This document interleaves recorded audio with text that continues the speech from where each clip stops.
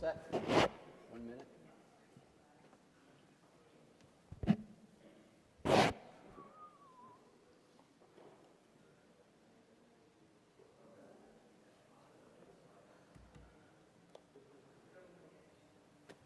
Good evening, everybody. Sorry for the delay in getting started this evening, but it being May 22nd, 6 p.m., the Ways and Means budget hearing will get underway, and as we normally do, we'd like to start with the Pledge of Allegiance, please.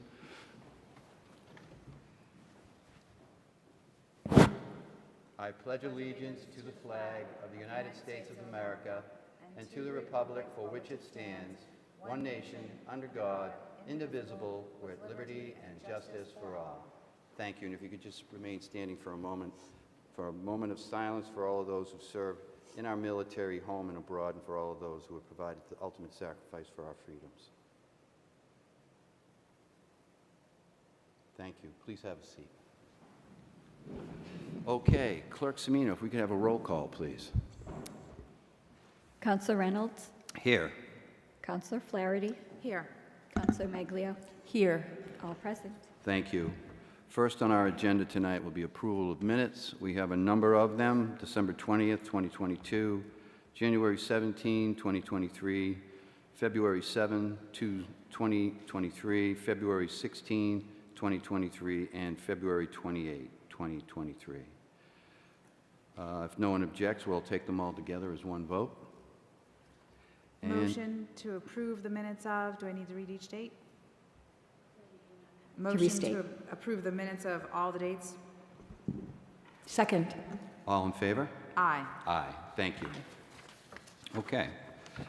This evening, I know we still have old business, the operating budget for fiscal year 2024, but I'd like to take up out of order, please, the 23030 Mayor fiscal 2023 supplemental appropriation number 2. Is there any objections from the councilors?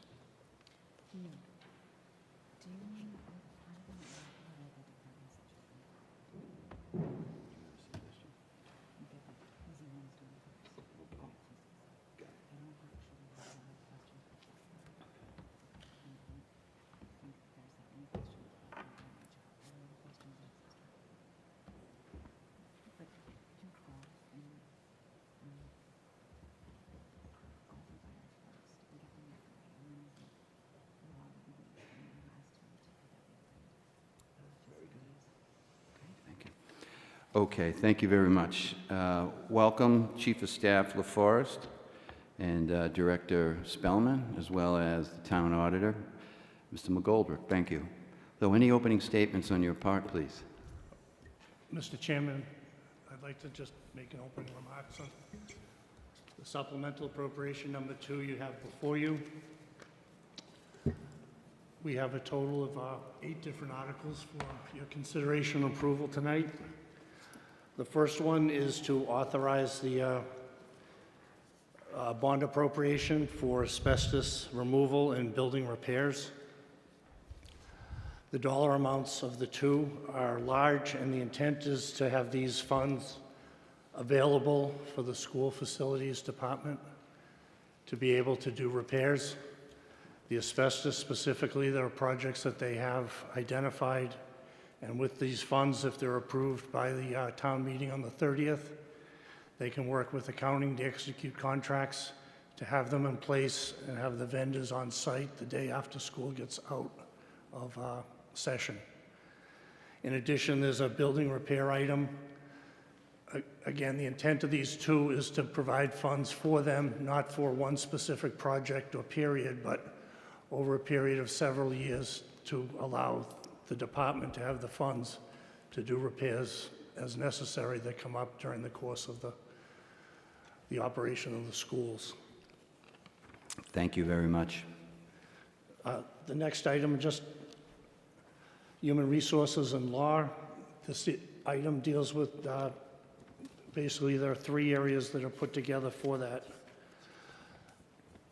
The first item, what we're doing is taking funds from our 2 salary reserves in fiscal year 23 and transferring those amounts that untransferred into a salary reserve article for fiscal 23 wages. What this will do is, by being set up into an article, the funds will carry over into the next fiscal year and be available for transfer by the council once the various contracts are settled, and we present articles for you to transfer the funds out of this salary reserve article and into the individual department line items.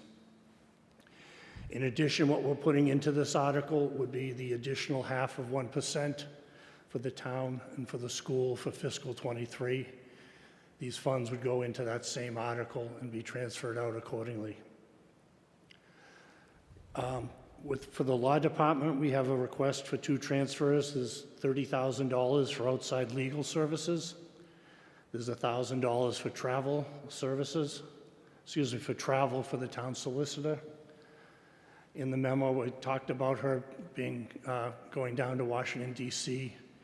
and appearing before the court there on a case for the town. And then the third item deals with human resources. We're seeking funds for a part-time support staff to help out with the shortage in the staff in the human resources department. The third item is dealing with funding the school utilities, the natural gas, electric, water, sewer, and gasoline. The fourth item deals with funding additional overtime for the fire department. Item 6 is dealing with some funding for 2 items, specifically roadway markings for $20,000 and an overtime for the grounds division. The roadway marking contract that they had put out came in $20,000 higher. The 2 options were to do half of the work or ask for the additional funds and do the scheduled work on the roadways for that period of time. Items 6, 7, and 8 all deal with the golf enterprise fund, the golf operations. Number 6 deals with a supplemental transfer request from retained earnings and unexpended line golf cart leases to a number of different lines: salary, group life medical, credit card fees, security, outside motor vehicle, gas, diesel, fertilizer, seed, and golf professional. These funds are needed to get through the end of the fiscal year based on the extraordinary year the golf operations has had, with increased revenue fees in the range of somewhere between $350,000 and $400,000. And then the last 2 items, 6, 7, and 8, we're seeking to increase the revolving funds for the pro shop and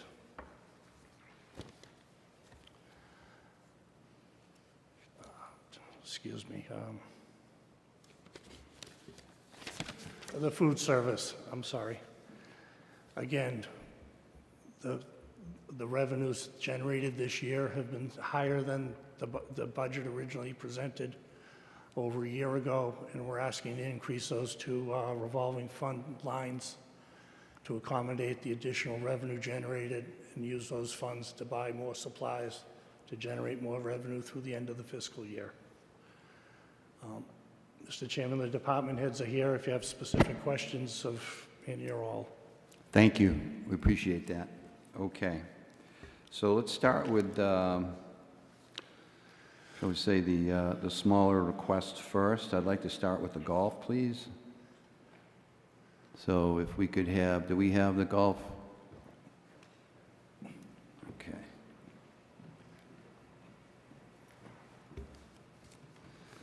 Good evening, Mr. Brown. Good evening, Chairman.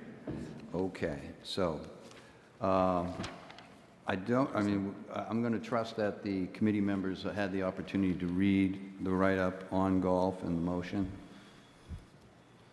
So I would like to, saying that, you wouldn't need to give us a presentation. So I'm just going to ask the committee members for their questions of you. Okay. So, Councilor Flaherty. Thank you. If golf has a presentation, I would be happy to hear what you have to say.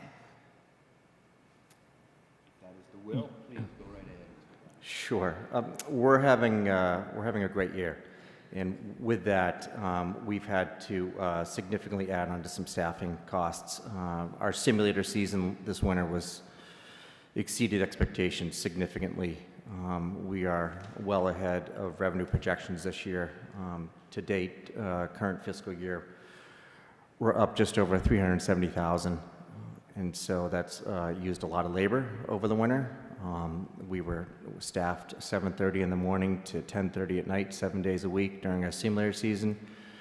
Food and beverage brought in an additional 65,000 just during the winter months. And we have, today was the first of 8 shotgun tournaments between now and the end of the fiscal year, which was usually these tournaments occurring in the fall that are all happening before the end of the fiscal year. So we've got to bring in a lot of rental carts and staff and food and beverage. The food and beverage department has been so busy that we're no longer at this point taking any further events or catering. At this time, we're pretty jammed up, at least until through the end of July.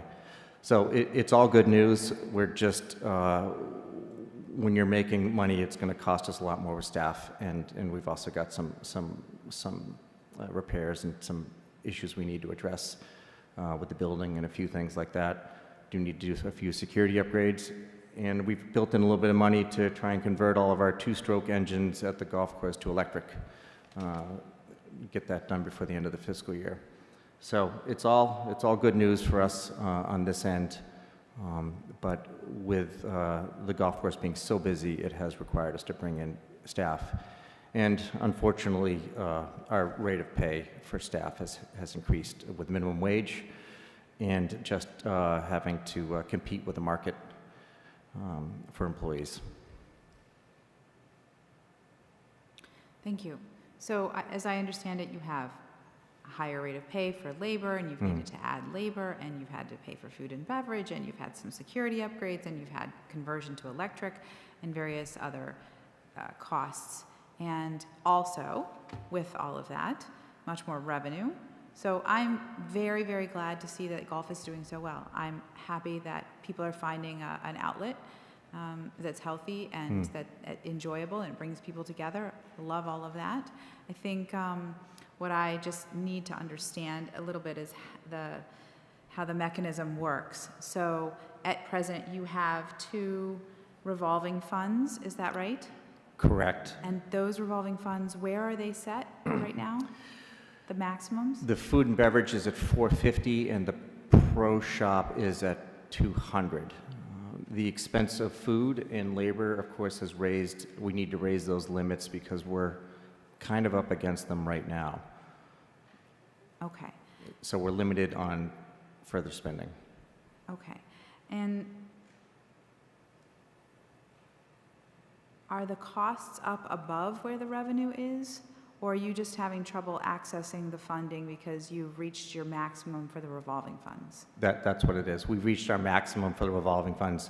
Initially, it was set at 450, which was a number at the time that seemed significantly high enough to carry us through, but with the increase in food costs, the increase in labor, and also the amount of functions and tournaments that we have been having at the golf course, our expenses are up there. So we're going to generate more. We have just reached our spending cap with the level of the revolving fund. So that's why we're looking to increase it so that we are able to expend more. We've got a very, very busy tournament and function schedule up until the end of the fiscal year. Great. So maybe the finance director can help me understand.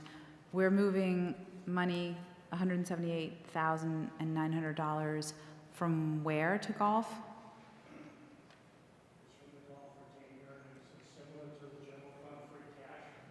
But from the golf retained earnings that were generated by golfers. That's all I need to know. Thank you. I appreciate that. Those are all my questions. Thank you, Councilor. Councilor Maglio, questions? Thank you. The tail end of Councilor Flaherty's question is the sum total of mine. The revolving fund, for people who are watching, means that money comes in through the golf course. It gets put in an account for the golf course. It then gets taken from the golf course to go back into the golf course activities and food and events, et cetera. Yes, so there's one just for food and beverage, and there's one just for pro shop, merchandise, and lessons and clinics. Great. That's it. Thank you. That's important for everyone to always be reminded of. Sure. So thank you. Sure, thank you. That's it. Great, thank you, I appreciate that. And so, right now, I mean, my impression is the Golf Enterprise Fund is flush. It's better than we've been in a long time. Okay. Things are going very well. And what we're looking at right here is, it's an investment into creating more revenues. Exactly, yes. We have so many events booked this year. The amount of labor and labor, staff, and supplies we're going to need to keep up with it in order to generate additional revenue is why we're back tonight. I'm glad to hear that's a good story. It's good to sit here and have a good story. It is, we need one, so thank you. Thank you, I appreciate it. Okay, all right. Clerk Semino, we have on our agenda also to vote to expand, or to increase the Golf Enterprise funding, or revolving account, pardon me. We already voted on the revolving earlier. So that was already included, was the increase. That was not, the increase was not included. This is separate. Okay. And yes, go right ahead. Mr. Spellman. The numbers you have tonight were not included in the fiscal '24 budget that you voted. The plan was, once we get to the end of the fiscal year, figure out what we actually took in for revenue, and we would come back to you with a request to increase those two amounts based on the actual, plus a certain increase you. for fiscal '24. That makes a lot more sense. Thank you. I appreciate that clarification. Thank you, Clerk Semino. Okay. Terrific. I think we're all set. Thank you. Thank Appreciate you your time. Thank you. Next up would be Human Resources and Law.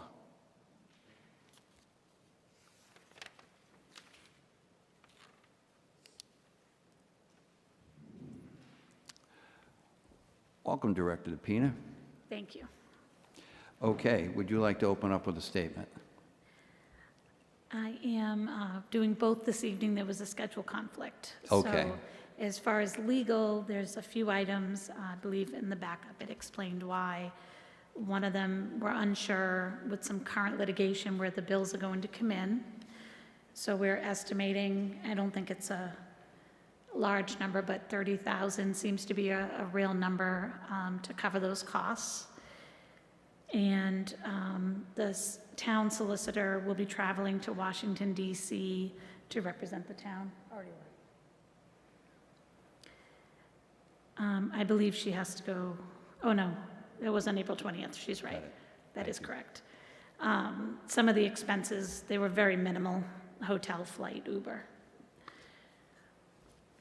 And then for the HR, we're looking for some assistance. We have someone out on leave, is going to be out. We're a very lean department, and it was very difficult with 3 people, but 2 people is impossible.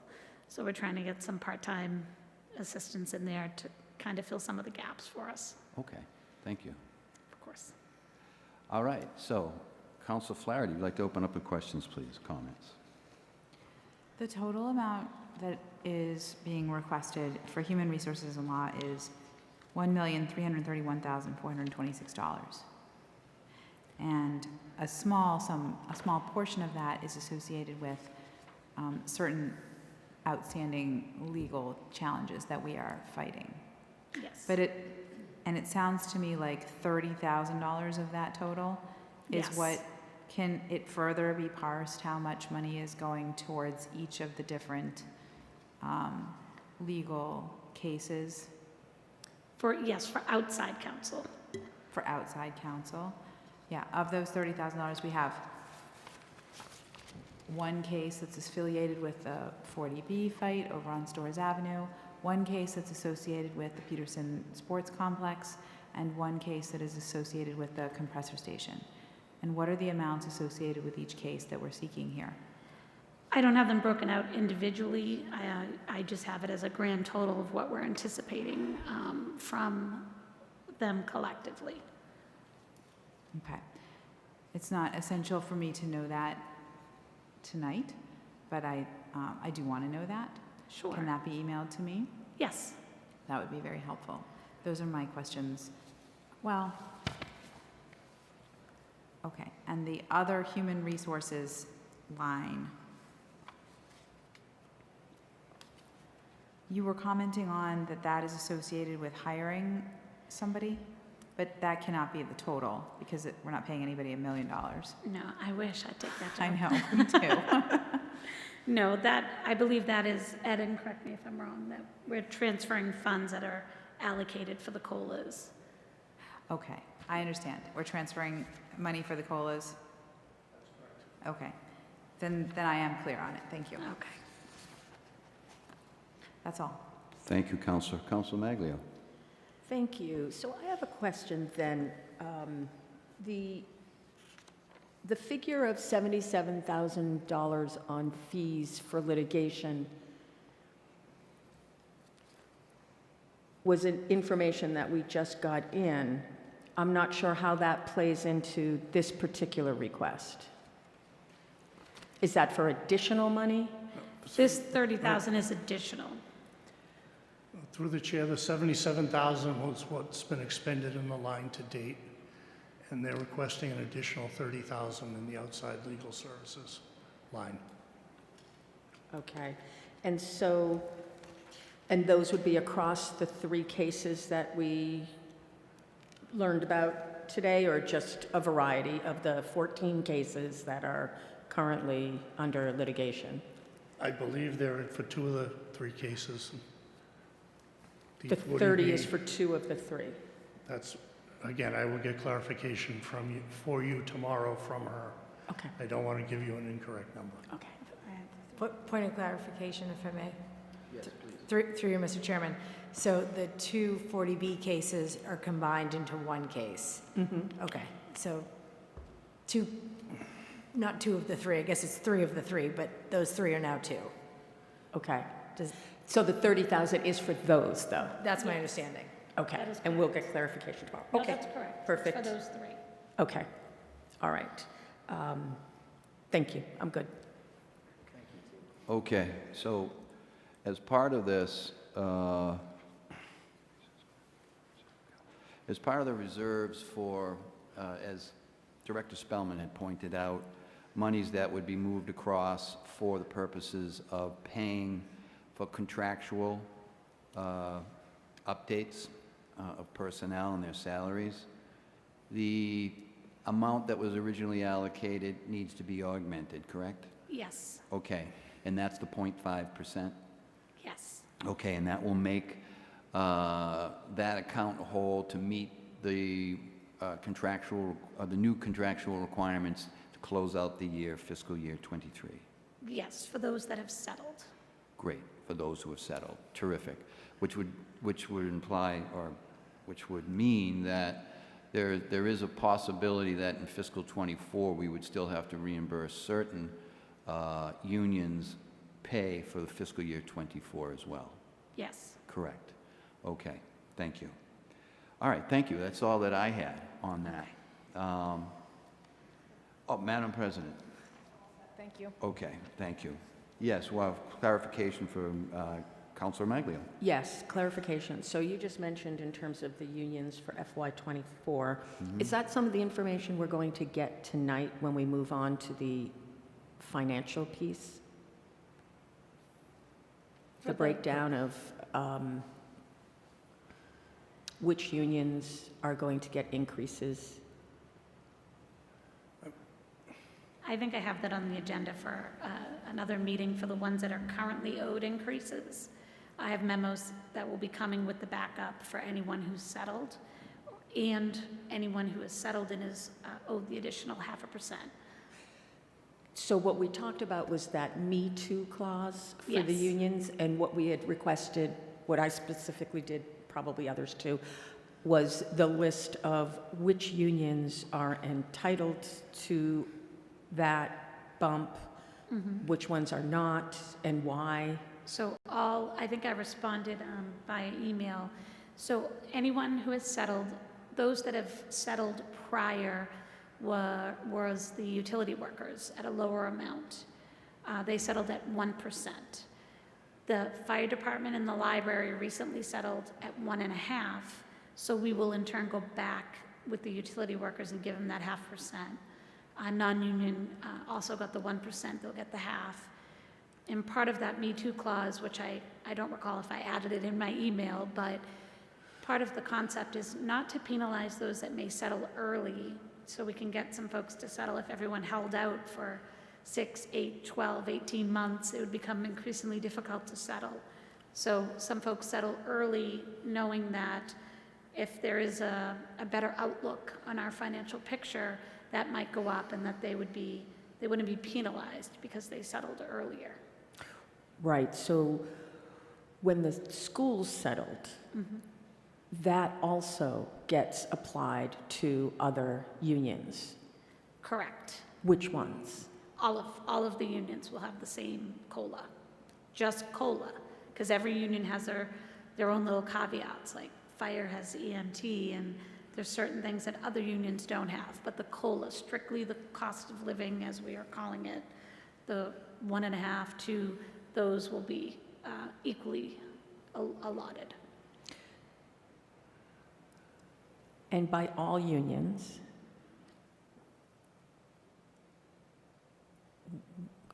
so what I would like is a list of every union, and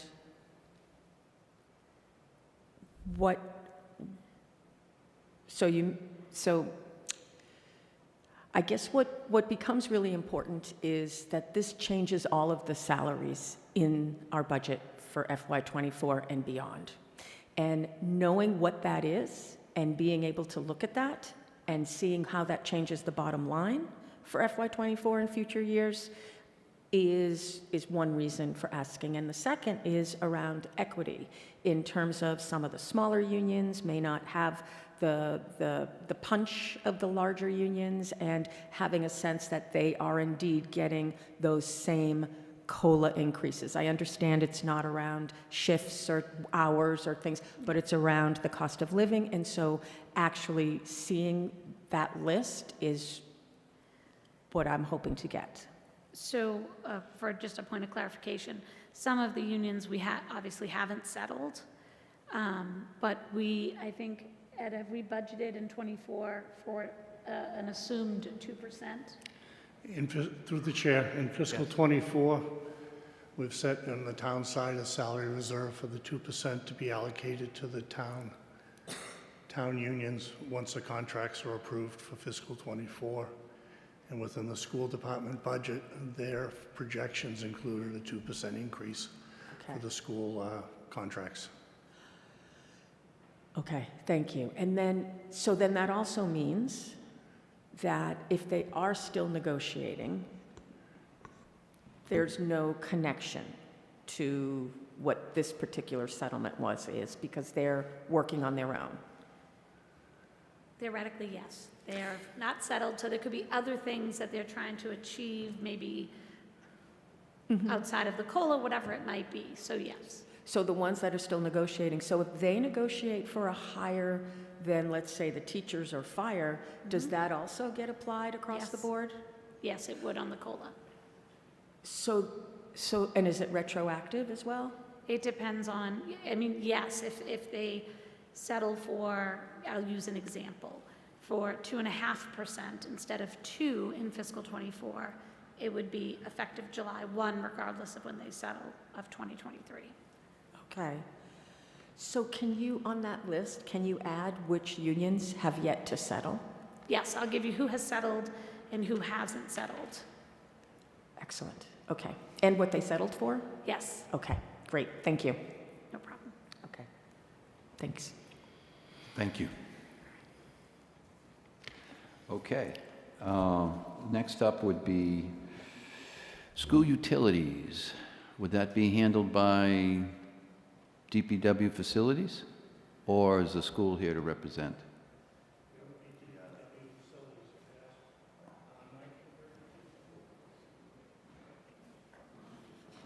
And that would be item number 3. And while we're here, we're also going to cover number 1. So go right ahead. Welcome. Thank you. So the school utilities program has been, as I see it, underfunded going back to at least FY18. So this request is just to put us to our actual spend for FY23. And as Director Spellman mentioned, it's for the 5 accounts of natural gas, electricity, telephone, water and sewer, and gasoline.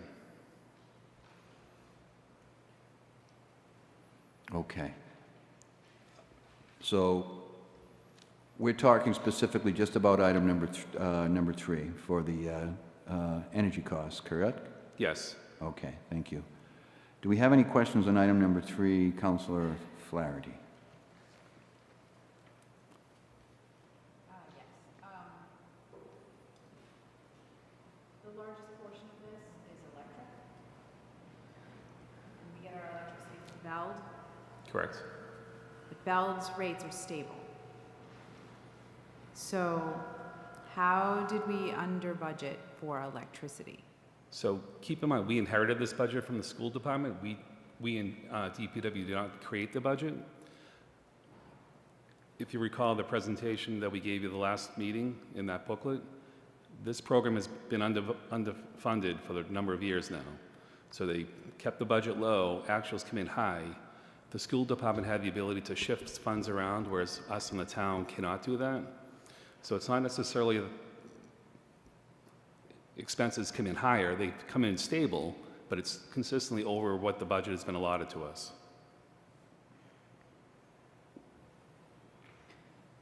Okay.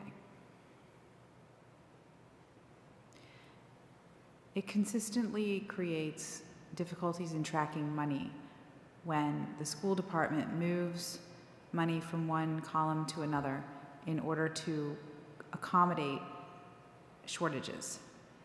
It furthermore conceals the need for additional funding to cover those shortages from the public and from the council.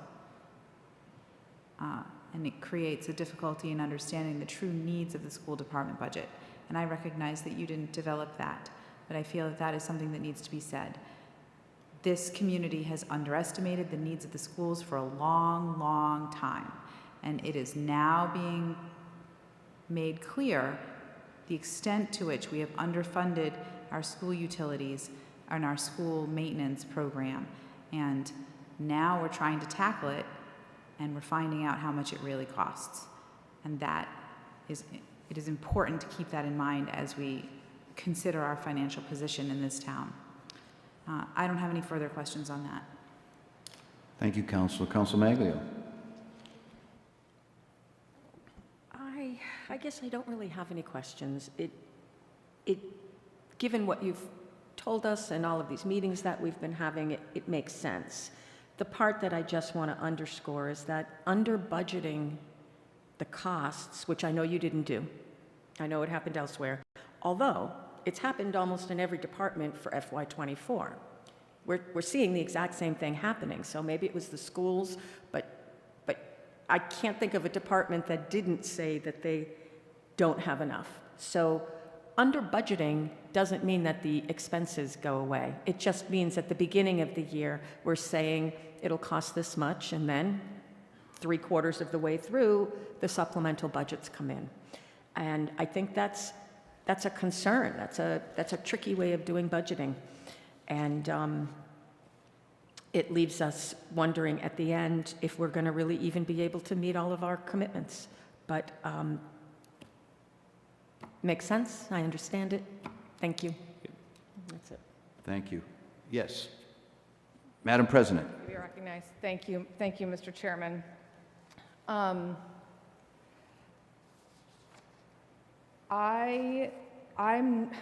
trying to figure out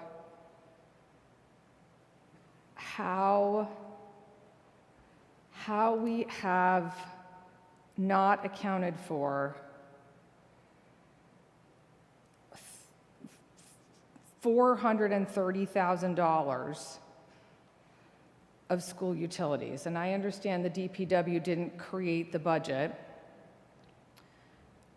But again, when we look at the largest component of that, $361,000 of electric. When we know what Beld's rates are, and we also know how much electricity our schools use every single year.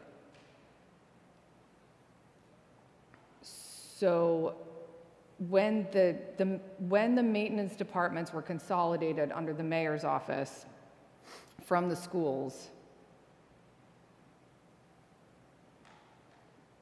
where was this, I'm not satisfied, I guess, with the answer I'm receiving, because when I went back and looked at last year in FY23, 661, my understanding is $661,730 was budgeted for electricity, which is more than we're budgeting in FY24. So were the utilities, was the cost of utilities, and you may not know this, but I'm hoping someone knows this, and if not tonight, we can hopefully get it for another evening. Were the cost of the utilities, or the budget for utilities, which in FY23 collectively was 1.4 million, was $400,000 of that shifted elsewhere? Yes, go right ahead, please. The school had budgeted the 1.4 million, and they expended close to $2 million.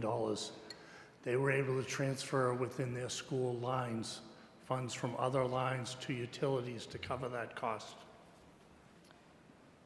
So what do we know what in the utilities line was under budgeted? The request here you have is for the natural gas, electric, water, sewer, and gasoline. Those are the lines and the dollar amounts of the projections to go through the end of the fiscal year for the school utility budget. Right, but what I'm trying to understand and what I'm struggling with is our electric costs are static for the most part. I know, usage changes depending on the time of year, but unlike towns that have investor-owned utilities where the rates change every 6 months, our rates are locked in for 15 years. And Beld must know the usage of every single school, so that that should be an area that we should be able to budget, in my opinion, very tightly to. So when we budgeted 1.4 million for the school utilities,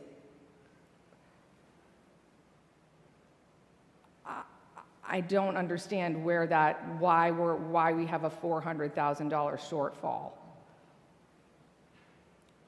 So was $400,000 that was budgeted for utilities, did it go to another part of the school? Are you telling me it went to cover another component of the schools, or were other line items over budget on the utilities line? Or am I not thinking about this right?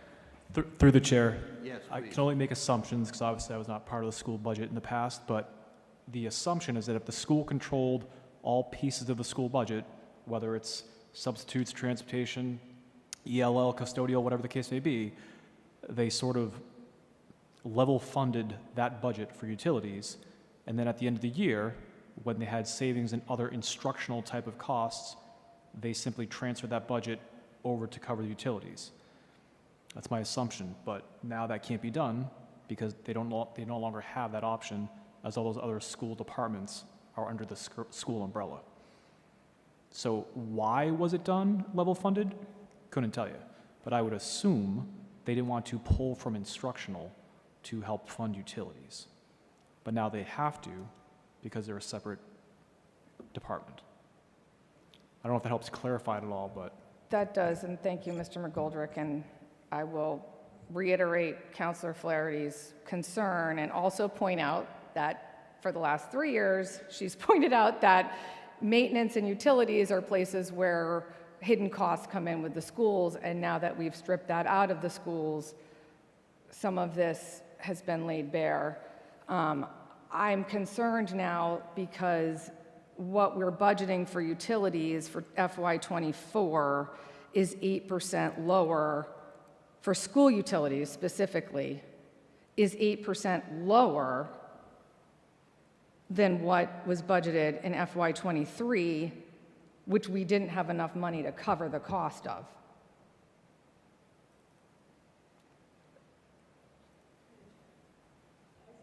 Go right ahead.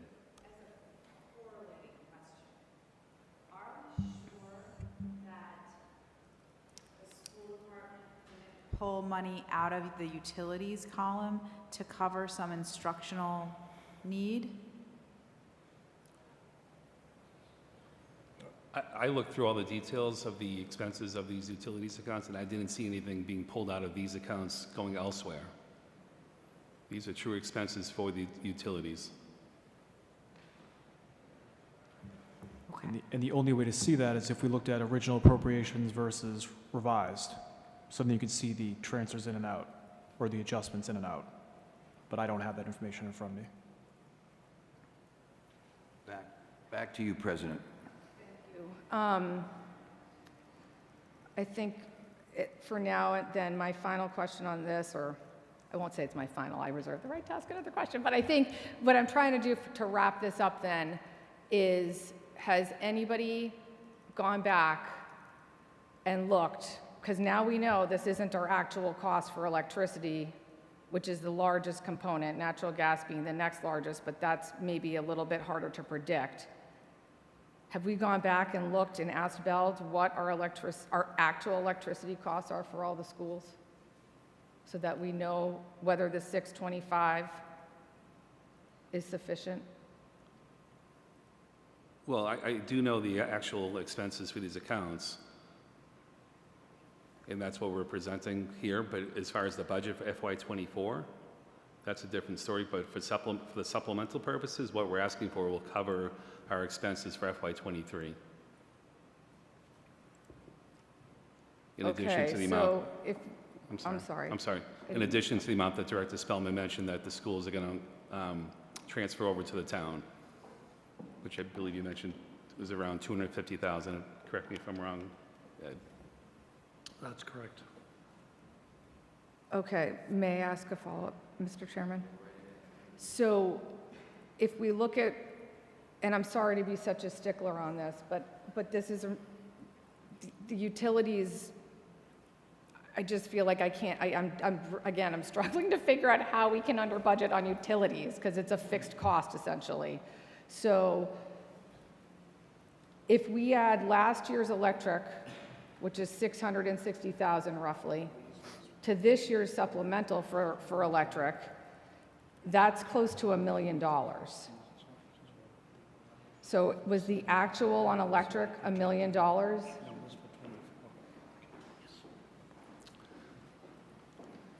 I'm sorry, I don't have the actuals in front of me right here, but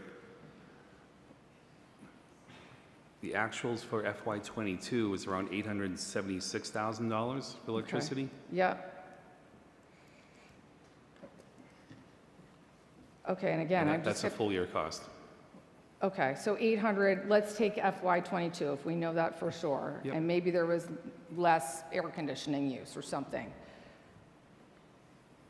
That's still $200,000 more than what we have budgeted for this year. Excuse me, through the chair, if I could, just, Director Spellman. if I could ask Director McGurty to come up and just speak a little bit about utilities for fiscal '24.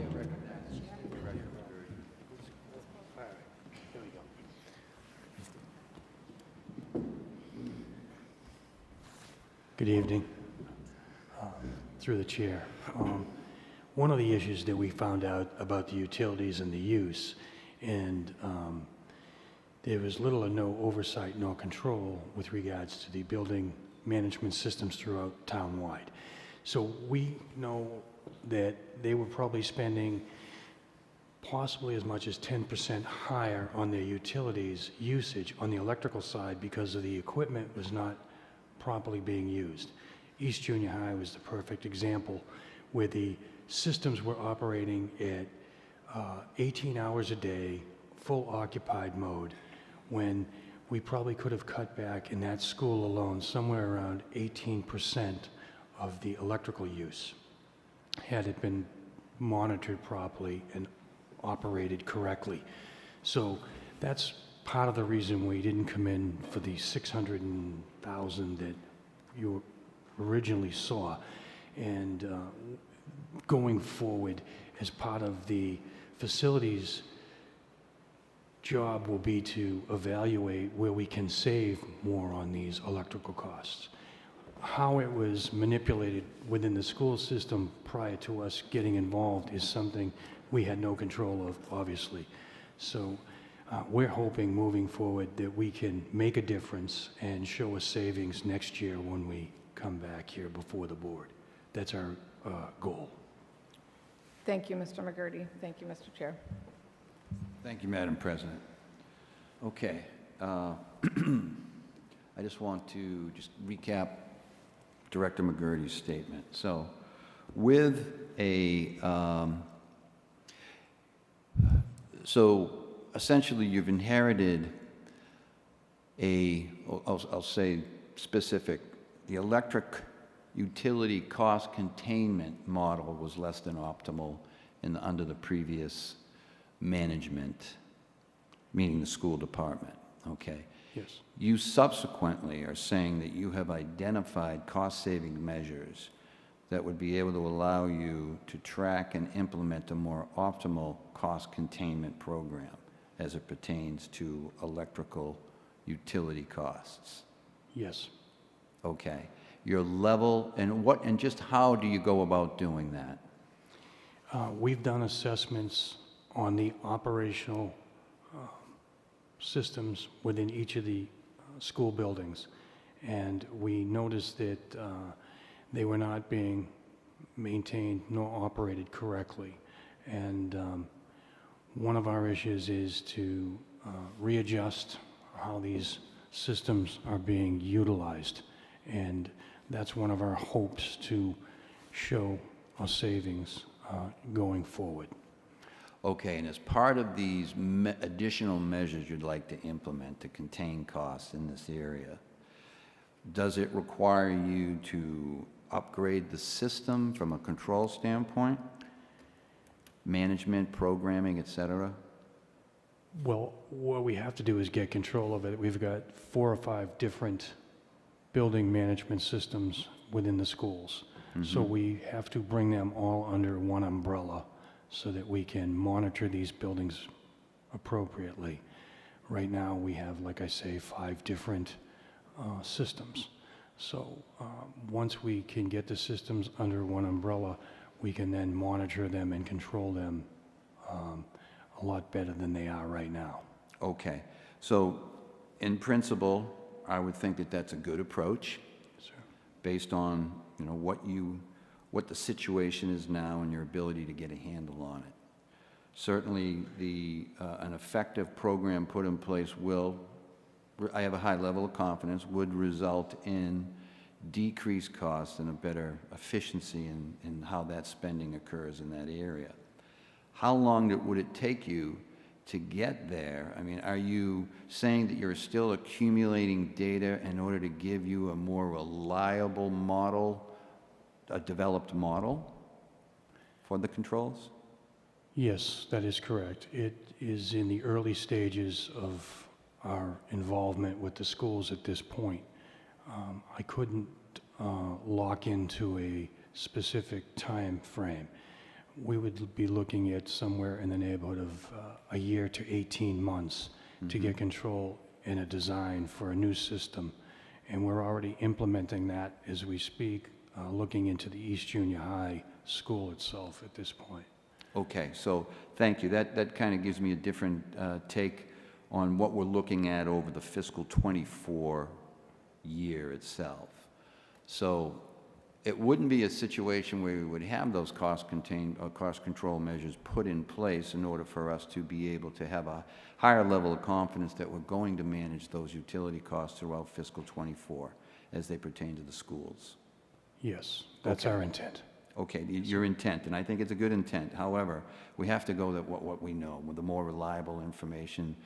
Understanding that we're talking about a supplement for the fiscal year '23, but it gives us a keen insight and some real numbers into what we would anticipate our challenge is going to be in fiscal '24, which is the other job at hand that we have this evening, and as we move ourselves forward over the next week. So I guess that being said, I'm glad that, I mean, that doesn't surprise me. You've taken this kind of a look towards it. However, being realistic and that what we need to be, because these are real numbers, I don't see that being really something that would give previous speakers a pause to be confident that we are going to be able to manage the numbers as was quoted for what we have allocated for the fiscal '24 budget. So that's just something as part of my considerations overall, part of my overall considerations. As it pertains to the supplemental number 2, I don't have, I mean, we have to pay that bill for fiscal '23. We just have to pay that bill. I think the rest of the councilors understand that as well. Bills are due. We have to pay that. But it does have a very direct correlation to how we perceive our ability to deliver services within the budget that we've been presented for the next fiscal year, '24. So that's just a pause, and we will get to that when we get to the '24 budget. So I appreciate that answer. I'm done as far as my questions pertain to item number 3, but I want to ask if any of the councilors have anything to follow up with. Okay. Thank you, Mr. McGurty. And the asbestos remediation and building repairs, is that something that Mr. DeVito will be covering, or yourself? I will tackle that one myself. Okay, thank you. I appreciate that. So I'm going to ask Councilor Flaherty to start off any questions she may have on item number 1. Well, before I begin, why don't we have Mr. McGurty explain, you know, in his own words, what this is going towards? Okay. In regards to the asbestos abatement request, certainly. When the facilities department was first implemented, one of the first requests I made was to implement an asbestos abatement program. Budgeting, we were unable to get that into the budget. Since we joined forces with the schools are handled a little bit differently. They are required to, each building has been inspected, and there are asbestos reports in every school, which is available to the general public upon request. As part of that, the town must implement a program in which they do this abatement, so that they just don't say that we've got the report and we're not going to spend any money and we're not going to correct the problem. So going forward, we are putting this request for bonding before the council so that we can implement this program as, one, required by law, and two, it'll give us the opportunity to actually put packages together each year for the next number of years to address these problems. And by doing so and having the funding available, we can get out to bid on these projects sooner than a lot of the other communities. That's where your best pricing comes from, is if you can put your projects on the market for bidding in February versus March and April for summer projects, you can get a better price. And that's what our intent is, to start putting these packages together and work our way through the community and our schools and clean up the asbestos issues that we have. Okay, so I take asbestos seriously. I take the health of what our children are breathing in the schools quite seriously. And I want to understand, I think it sounds like we're doing Morrison first. Is that right? Well, the Morrison, yes. We had some money in some asbestos abatement accounts that we were able to put together to address the floor tile abatement at the Hollis and Highlands School.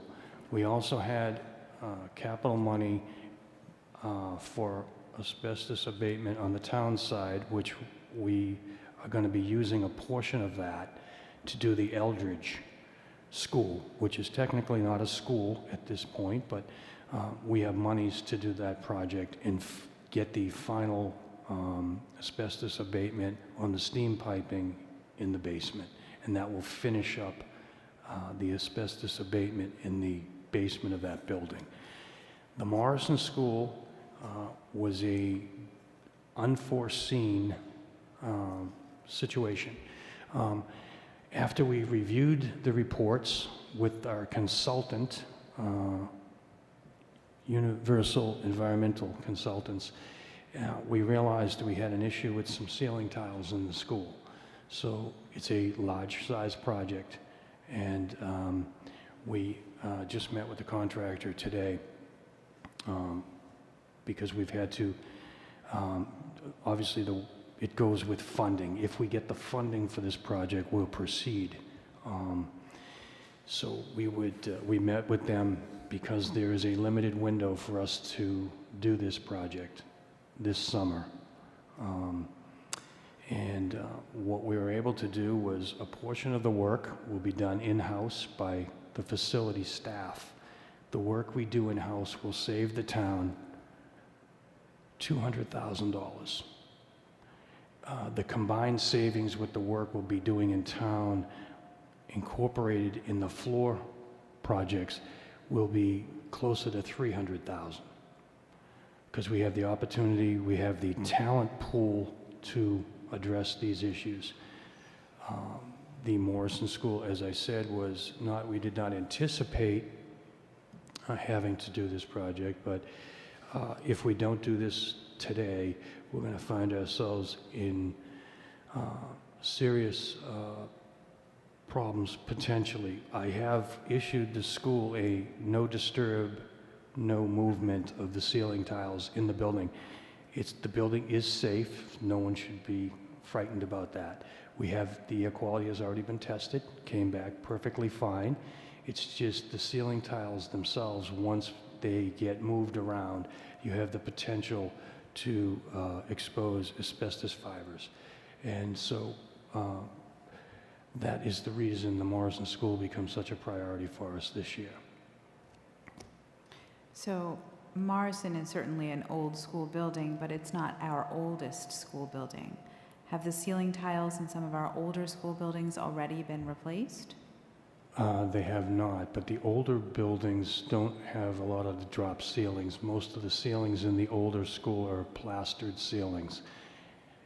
And the Morrison School ceilings that were installed at the same time the building was actually built, right in the 50s. Okay. And we built a fair number of schools around that time because that's when Braintree was expanding so rapidly. And probably there's quite a few schools with the similar drop ceilings, with similarly old tiles.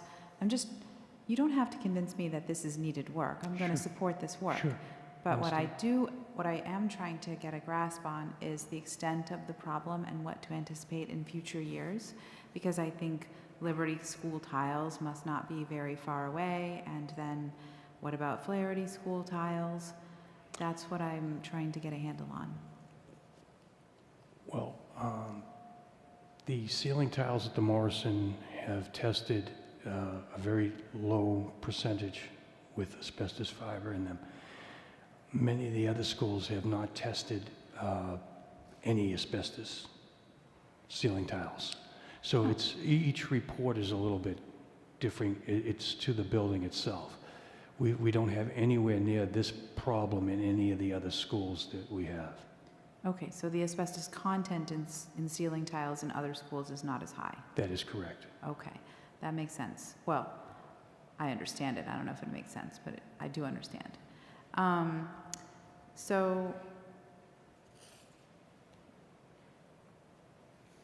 some of this asbestos removal and remediation is going into South? To South Junior High? Yes. Yes. Okay. Well, that's the reason we were hoping to bond this, because these problems are not going to go away and they're not going to solve themselves. We did look at South, and it was my recommendation that when we do convert that school to whatever use they determine it's going to be used for, that we abate the asbestos floor tile throughout the building.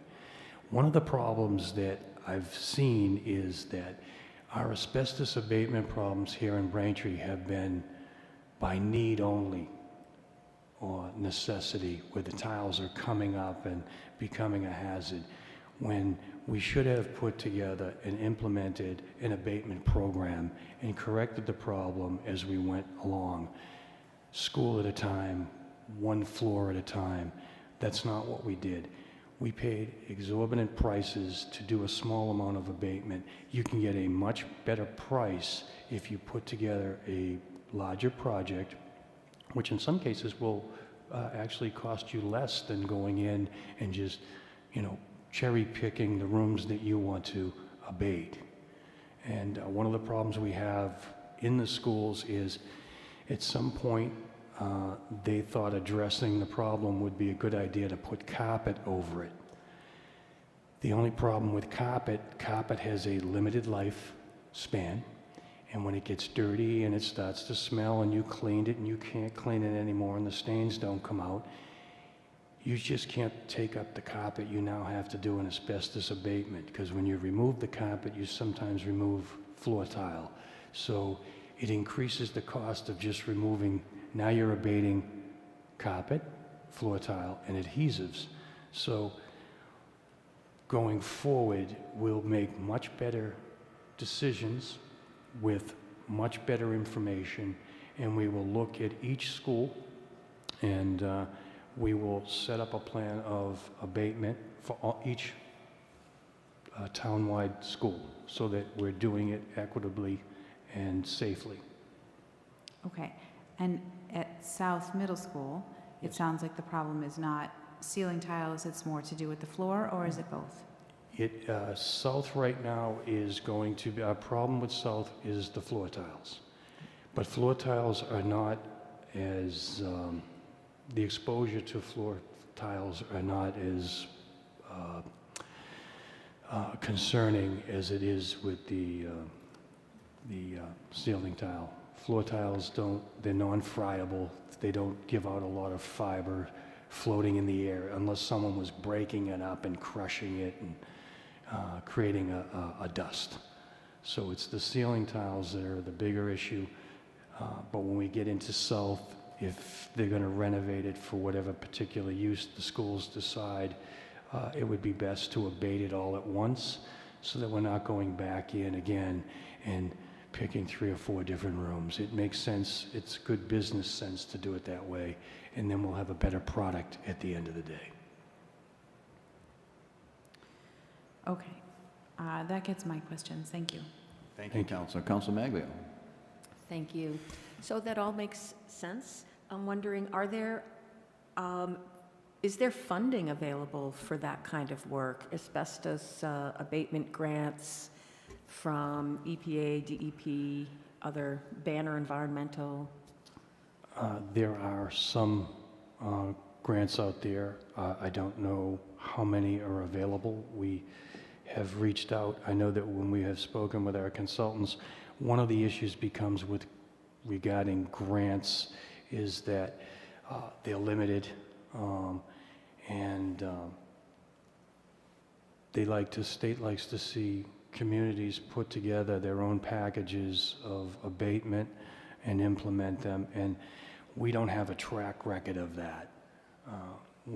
That's one of our problems. Once we implement this program, if we get the green light and the approval, that we can now reach out and show the state and federal agencies the town is taking this serious, that we've put together a program, and these are the items we'd like to abate, and this is what our costs will be. So it will help us reach out to any available funding out there in the market. That's great, thank you. So You're welcome. it sounds like you've really checked that out. So I have a question then for Mr. Spellman. So the $3.5 million that will be bonded, how long is that for? The asbestos can be bonded for a 15-year period, and the building repairs a 20-year period. Now, the asbestos, the projects that Mr. McGurty had talked about is in the $400,000 to $500,000 range for Correct. this fiscal year. Yes, correct. The intent would be over the summer we do the projects, that $500,000 would be bonded the following May, and then the first debt service payment for that would be in the next fiscal year for the $500,000 alone for fiscal year '25. And then if in the next summer we did another batch of another $500,000 worth of work, that money would be bonded the following May, and the debt service for that second batch would start in fiscal year '26. So that was the intent when we put together this amount to cover several years of projects. And the authorization is out there for Mike and his people to sign contracts to get the work bid and contracted, set for the day school gets out, and get the best price for the work as early as possible, as Mike had said, for this and for also the building repairs. Okay, so basically the $3.5 million, it's for okays. As soon as it starts getting used for the different phases of this plan is when we'll start spending pieces of it, and then that's when the debt service on the pieces that we spend will begin. And how long will we be paying this back, this $3.5 million? Once we've used it, let's say we use it over the next 3 years. It's 15 and 20? It's 15 years for the asbestos abatement Okay, and remediation, and then 20 years for the building repairs. okay. So this to me would be, if we had a free cash account, this to me would be something that would also, that a free cash account could lend itself to covering rather than bonding. But I understand what we're up against, and it needs to happen, so thank you. I'm all set. Thank you. Madam President, any questions? Okay, thank you. So, Mr. McGurty, I just wanted, again, to recap. So, this is a proactive measure, this program. Yes, Okay, and thank you. And describing that there are impediments in your way right now until you demonstrate that you do have a robust, funded, proactive asbestos abatement program. yes, Great, thank you. And that the plan is to spend these in $500,000 tranches, correct? correct. Okay, on a need basis. Yes. Anything you want to add, Director Spellman? No, Mr. Chairman. Okay, thank you. Okay, would this also, this program, I'm assuming, would also cover on demand, unexpected as well? Yes, we do have some in the budget that we have a $50,000 line item for asbestos abatement in the operational budget, and that's the monies we would use for an emergency where we had to abate some piping above a ceiling in a back room, and we'll use that wisely as well also. I mean, we will take that money and we'll make sure that we get the most bang for a buck on that as well. Okay, so is the, let's just say the first $500,000 allocation, is that going to be just for asbestos or also building repairs? The $500,000 up front that we'd be using right now would be scheduled, I believe, for the asbestos abatement. That's not to suggest some of the monies may be needed as we move forward with some of our outdated HVAC equipment. Specifically at the high school, we're dealing with those issues right now.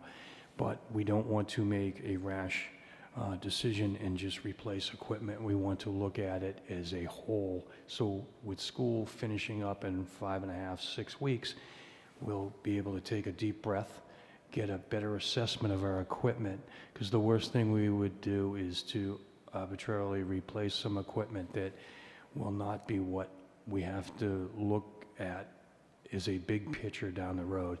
I think we'll be looking at a 5-year plan to upgrade our HVAC. And again, similar to getting pricing for the asbestos abatement, if we know in advance that the money is available, we can then shop much harder than getting prices to purchase equipment, than getting the prices and then searching for the money. It will help us in the long run. Great, thank you. You've explained yourself, and that has answered my question. I'll ask one more time if there are any additional questions on this topic from my committee members? Nope? Okay, thank you. All right, so we've taken care of asbestos, we've taken care of human resources and law, we've taken care of schools and utilities. Next up, let's go with fire department.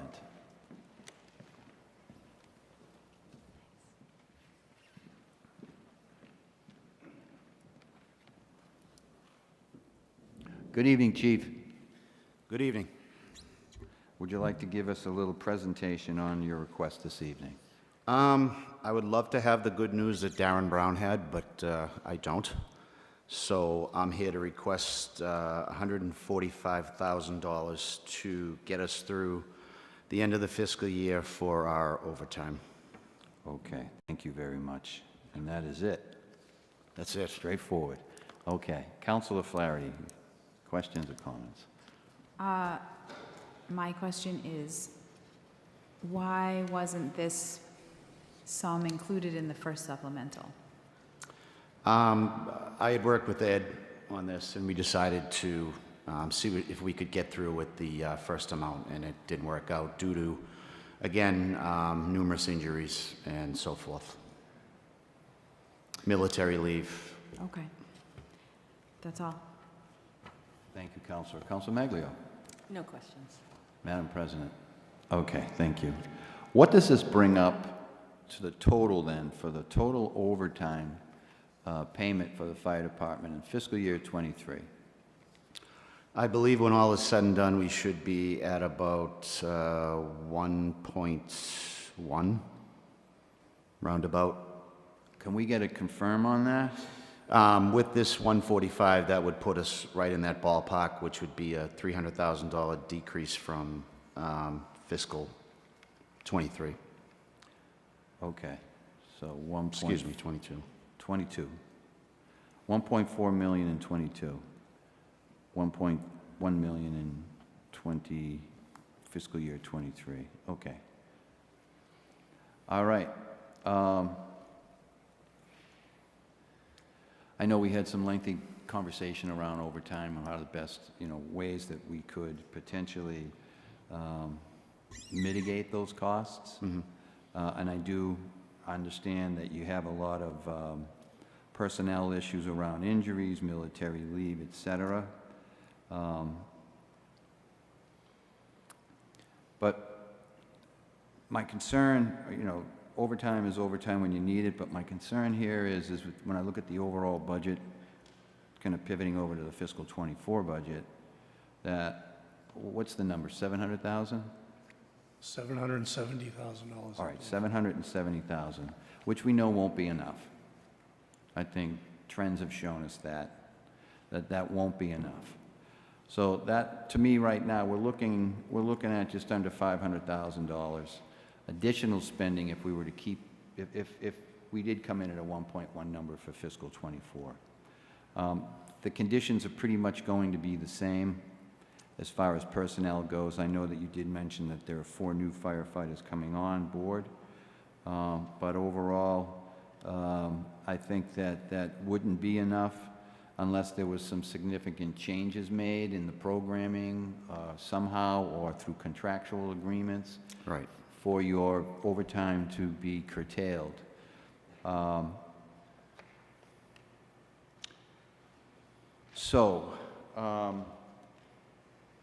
It's very challenging. It's very challenging. So the only thing where we can go back and forth, I guess, on the budget, what's budgeted for 24, and see what the actual amounts are. But what concerns me most is just the fact that we pretty much, there's a high level of probability that we're going to reach a number very close to that again next year. It could be higher. I don't know. And that's part of the uncertainty of what feeds to the overall budget for not just the police, excuse me, not just the fire department budget, but for the entire budget for fiscal '24. I do see these as being on the record that overtime is going to be a big risk to the fiscal '24 operating budget. Not just your department, not just the police department, but all departments. I know that we have a more of a heavily reliant, or reliance, I should say, on our DPW and a lot of the good work that they do.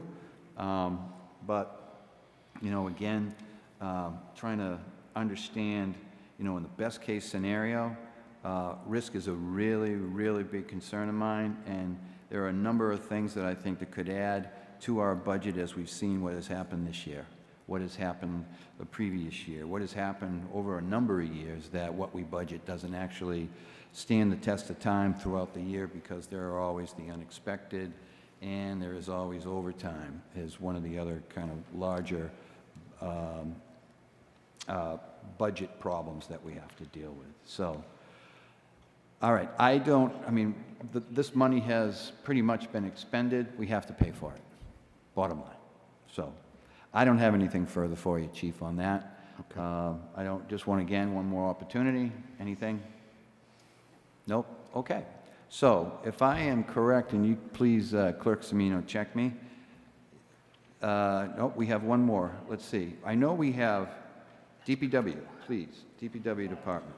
Yes? Number 5, pardon me. Number 5.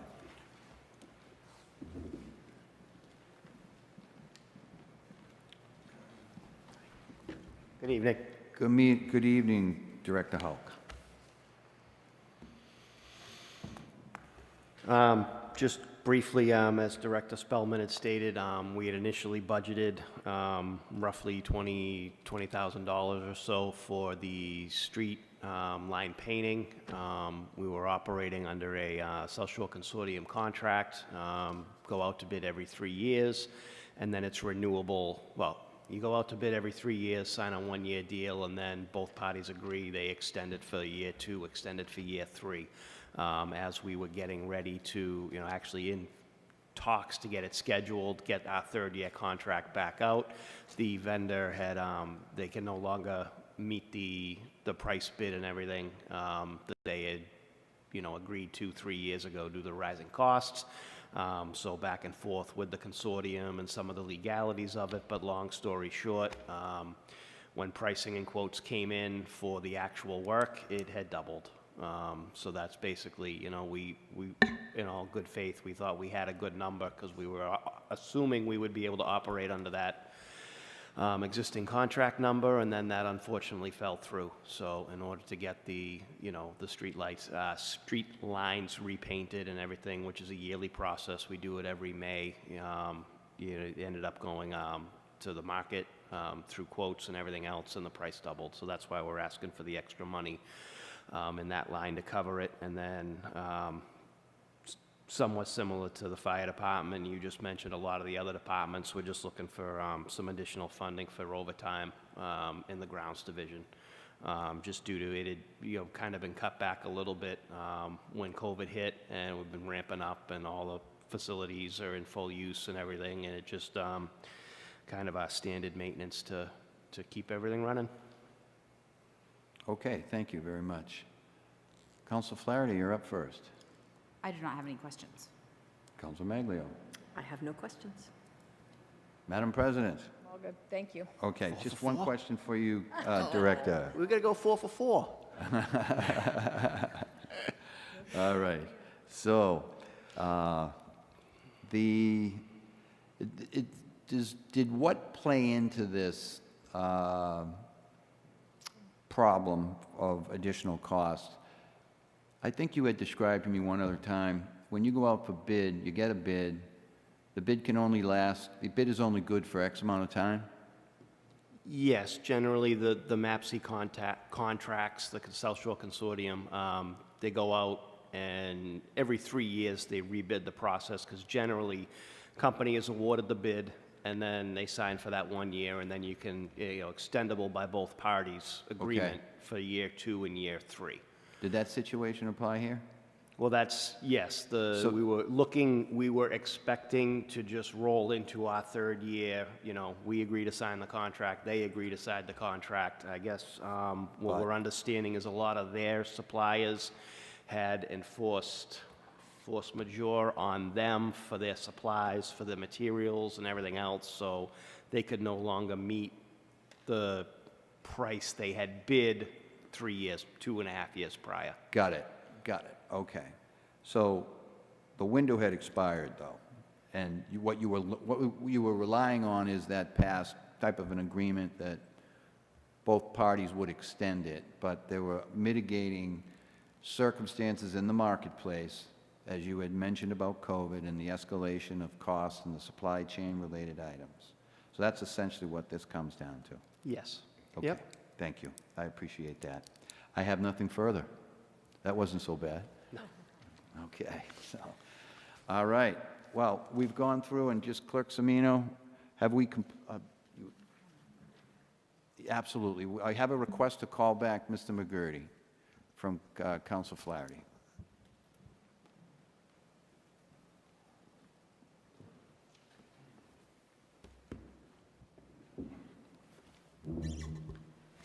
Yes. Hi, thank you so much for coming back. Sure. I neglected to ask you about the anticipated building repairs that are part of this second portion of the program that's proposed, and how they were arrived upon and what they're going to be. Sure. Again, it's going to be part of the assessment. One of the phases is that the high school equipment on the roof. We have straight air exchangers that have to be replaced. There's 15 on the roof, I think 12 of them have issues. So as you look at these bigger projects, the funding, having it available, will help us get the market to the right pricing for these items. Most of the equipment we're looking at is going to be rooftop systems, that gas unit. Part of the funding is going to be, we have a house contract out, it will be going out shortly, so that we can hire our own HVAC consultant, so that we can look at the equipment that we need to replace. Because when you look at the changes in the evolution of the HVAC equipment today, it is completely different than what it was in the market 5 years ago. They're getting away from the fossil fuels, the gas-fired units. They're going to more electric split systems, and that's where we hope to move forward.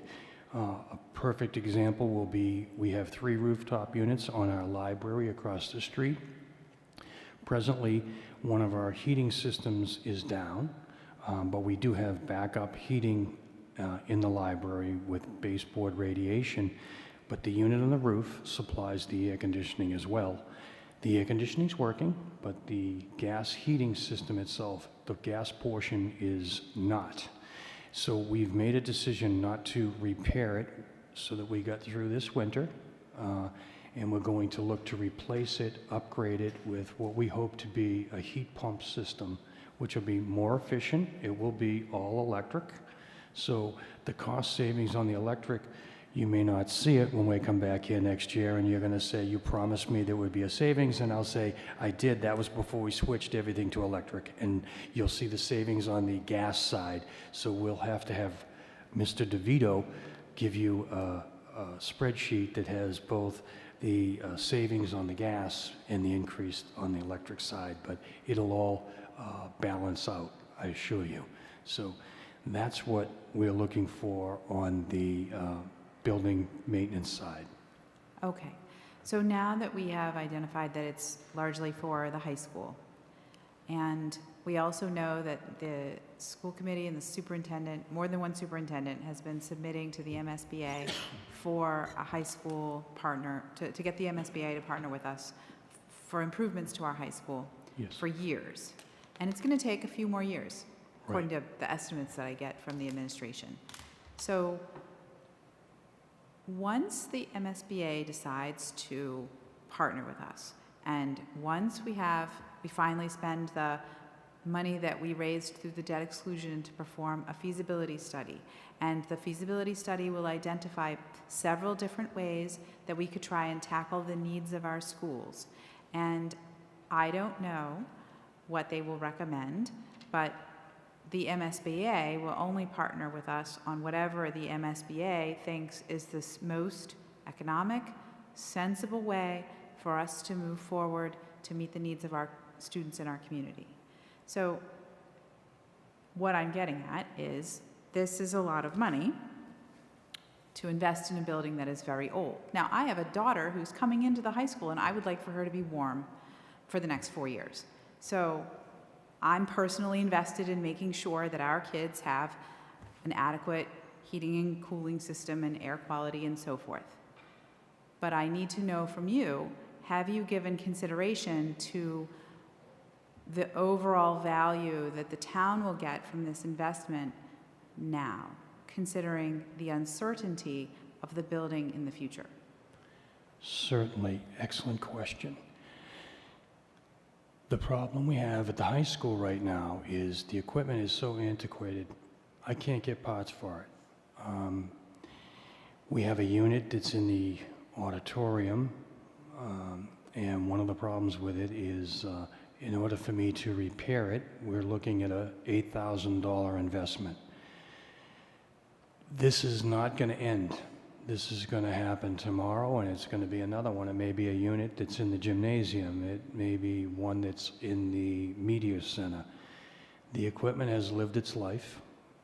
We've done a poor job on maintaining the equipment, and now it's come back to haunt us. So our intent is to review the whole school, the high school, this summer with some of this funding, come up with a plan with our consultant and see what the most efficient and the best investment will be for us moving forward with regards to the high school. Getting a new high school is great. I can't imagine that happening in the next 5 years. There's an awful lot of time between now and then to keep that building operational, keeping it cool in the warmer months, and as importantly, if not more, keeping it warm in the winter. So that is our number one goal. And we obviously don't want to put all new equipment in a building that we're not going to be using, but we will make the assessment as a total package for what we can upgrade at that particular building. And, you know, and this funding will also allow us the opportunity to be prepared for any major failures throughout town-wide on our schools for any additional equipment that would have to be upgraded as well. I hope I answered that question. That is very, very helpful. Thank you. Is it fair to say that this is a very expensive solution for a building that we may not have for the next 50 years? I'm not saying we will. I'm not saying we won't. I'm saying I don't know. If we're just referring to the high school in general, no, because we have to do something to maintain that building, whether it be for a year, 5 years, or 10 years. I've got to keep those systems operating. One of the problems with the systems that we have in there now, besides they've lived their life, they operate on a refrigerant. It's an R22 refrigerant. It's no longer, they don't process that type of refrigerant any longer. This one unit, we're going to be using roughly $5,000 worth of refrigerant to keep that system running. We have no choice at this stage. We'll probably keep that piece of equipment running for the next 2 years, but it needs to be replaced. We obviously don't have the funding right now to replace that equipment. Ideally, I would have liked to have gotten through this year and been able to completely change that unit out, but that was not the case. But going forward, we should be planning better. So that is ultimately the goal, to put in the right equipment at the right place. Now, if it's suggested that that school is only going to be operational for a year or two, we would look at it obviously differently. But we're looking at it as it's going to be here for some time. I've been in that building. It is a monster of a building, structurally. Again, I think I said this the other day, it's not the most attractive building. It has that special 70s design, and that's something we've all lived with. I mean, it is what it is, but it is a very strong building. It's got good structural bones, ugly as it may be. Okay, and did I hear you say that if something happened to another school building, Yes. some kind of critical emergency, then this money that we're allocating for the HVAC at the high school could be used to handle that critical need if it was not already spent? Is that what you're telling me? Well, we have it down there as building repairs. I know. Okay, that's why I suggested that we would be able to use some of that funding for an additional building, not just allocated to the high school. The high school I used as a reference point because the equipment is in such dire need of upgrade. But if we had a rooftop unit in one of our other schools that we had to replace, we would be able to take it out of the building repair account. I'm certainly going to support this, but what it sounds to me like is that we are pouring enormous sums of money into very old buildings, and that I hope that the high school is judged to be sound enough by the MSBA and the feasibility study that's conducted eventually, that we can continue to use these considerably improved HVAC equipment items that we're allocating money for now. I hope that that's how that will turn out. But I don't think that we can know that, and we are constantly faced with that because of this practice of deferred maintenance that this town has employed for years and years. And it makes it very hard now because there's so many needs for that money. But I 100% agree, we have to keep our students warm. And where there's air conditioning, they should be able to avail themselves of that too. So I will support this. That's all I have. Thank you. Any further questions? Yes. Councilor Maglio. Thank you. This one I think is for Ed. What is the interest rate of the bonds? Do we know that? Excuse me, the estimate I'm using for my projections for the new debt service, I'm using a 5% rate. 5% rate? So can you do the math for me? If we borrow $3.5 million over 20 years, or the split, the 15 and the 20, how much of that are we paying? What are we paying back?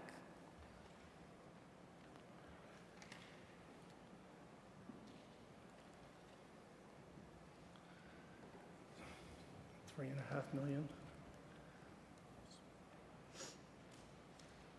15? 20 years.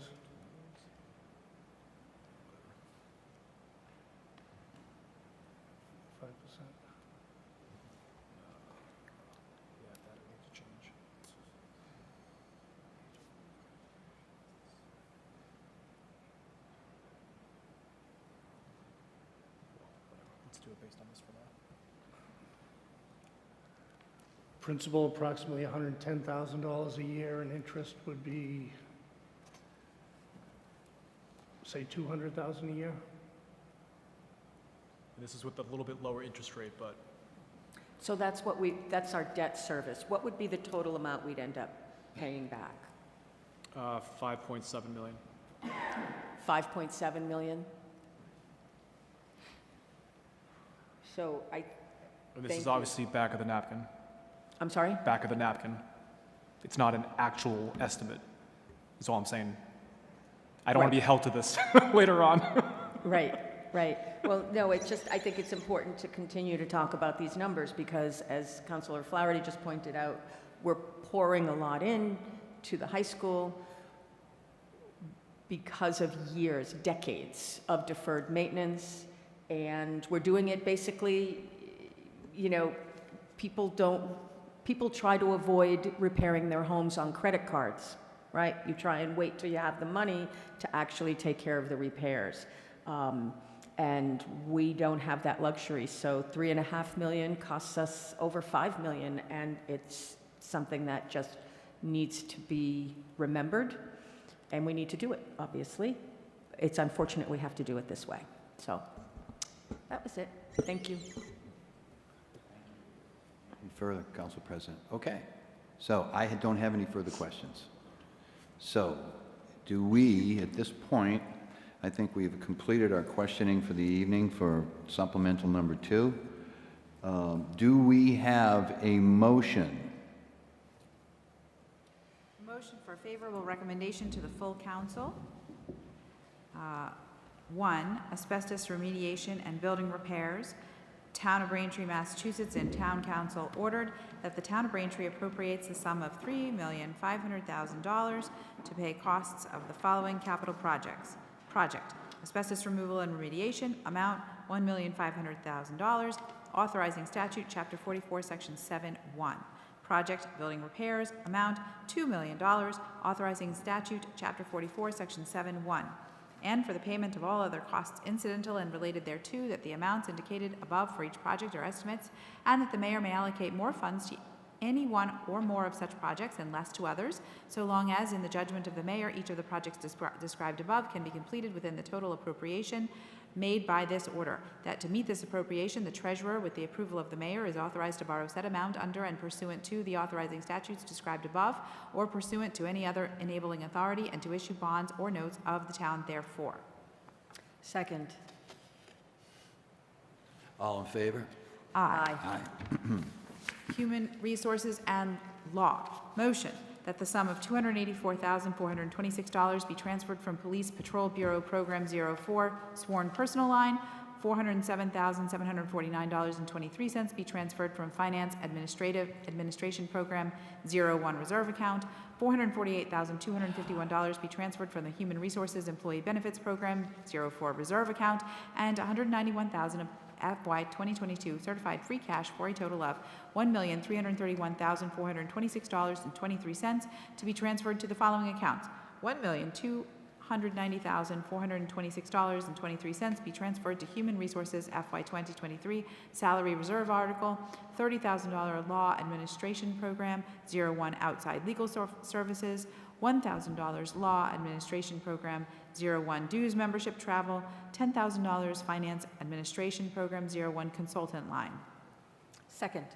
All in favor? Aye. Aye. School Utilities. Motion that the sum of $292,309 be transferred from Police Patrol Bureau Program 04 Sworn Personnel Line, $49,381 be transferred from DPW Snow and Ice Program 11 Outside Contractor Account, and $88,273 of FY 2022 certified free cash for a total of $429,963 to be transferred to the following accounts. $54,955 be transferred to DPW School Utilities Program 19 Natural Gas Account, $361,008 be transferred to DPW School Utilities Program 19 Electric Account, $10,000 be transferred to DPW School Utilities Program 19 Water Sewer Account, $4,000 be transferred to DPW School Utilities Program 19 Gas Account. Second. All in favor? Aye. Aye. Fire Department. Motion that the sum of $145,008 be transferred from Police Patrol Bureau Program 04 Sworn Personnel Account to be transferred to the Fire Suppression Program 04 Overtime Account. Second. All in favor? Aye. Aye. DPW Department, $20,000 be transferred to DPW Traffic Program 10 Roadway Markings Account. $20,000 be transferred to DPW Grounds Division Program 18 Overtime Account. Second. All in favor? Aye. Aye. Golf.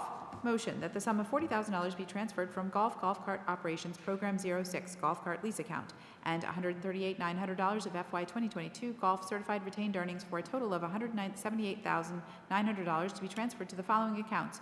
$47,000 be transferred to Golf Administration Program 01 Part-Time Labor Account. $5,900 be transferred to Golf Administration Program 01 Group Medical and Life Account. $5,000 be transferred to Golf Administration Program 01 Credit Card Fees Account. $17,000 be transferred to Golf Building and Maintenance Program 02 Security Fire Alarm Fees Account.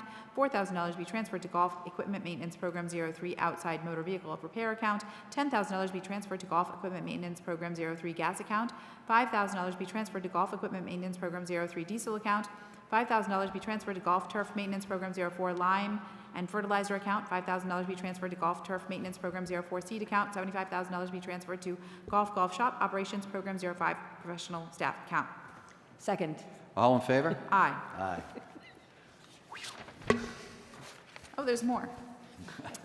Golf Pro Shop, motion that in accordance with the provisions of Chapter 44, Section 53E1 a half of the general laws, the maximum amount that may be spent by the mayor in conjunction with the golf greens superintendent from the revolving fund monies without further appropriation during the fiscal year commencing July 1st, 2022 to pay for salaries, expenses, and contractual services associated with the operation of the Golf Course Pro Shop be increased to $300,000. Second.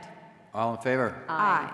Golf Food Service, motion that in accordance with the provisions Chapter 44, Section 53E1 half of the general laws, the maximum amount that may be spent by the mayor in conjunction with the golf green superintendent from the revolving fund monies without further appropriation during the fiscal year commencing July 1st, 2022 to pay for salaries, expenses, and contractual services associated with the operation of the golf course food service be increased to $550,000. Second. All in favor? Aye. Aye. That's all. Okay, there we have it. Thank you. We are done with the supplemental budget.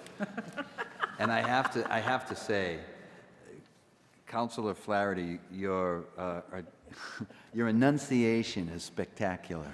Great job. Anybody who needs an auctioneer, just let me know. Yeah, there you go. Wow. So, okay. So I just want to take care of some house cleaning right here real quick. We had on our agenda this evening for new business 23029 Mayor, establishment of new revolving fund for tree replacement. That has been requested to be tabled. That motion has been requested to be tabled. Do we, There doesn't need to be a date table, just table order. haven't we opened it so we don't 23029. need to take a vote to table it, or? We do need to table it because it's on the agenda.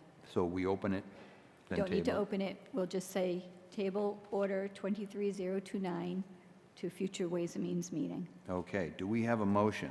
Motion to table order 23029. Second. All in favor? Aye. Aye. Thank you. Okay, I'm going to request if I could take a 2-minute recess. Anyone that needs a 2-minute recess, I would like to do so. Motion. Literally 2 minutes. Motion for a 2-minute recess? Second. All in favor? Aye. Aye, thank you.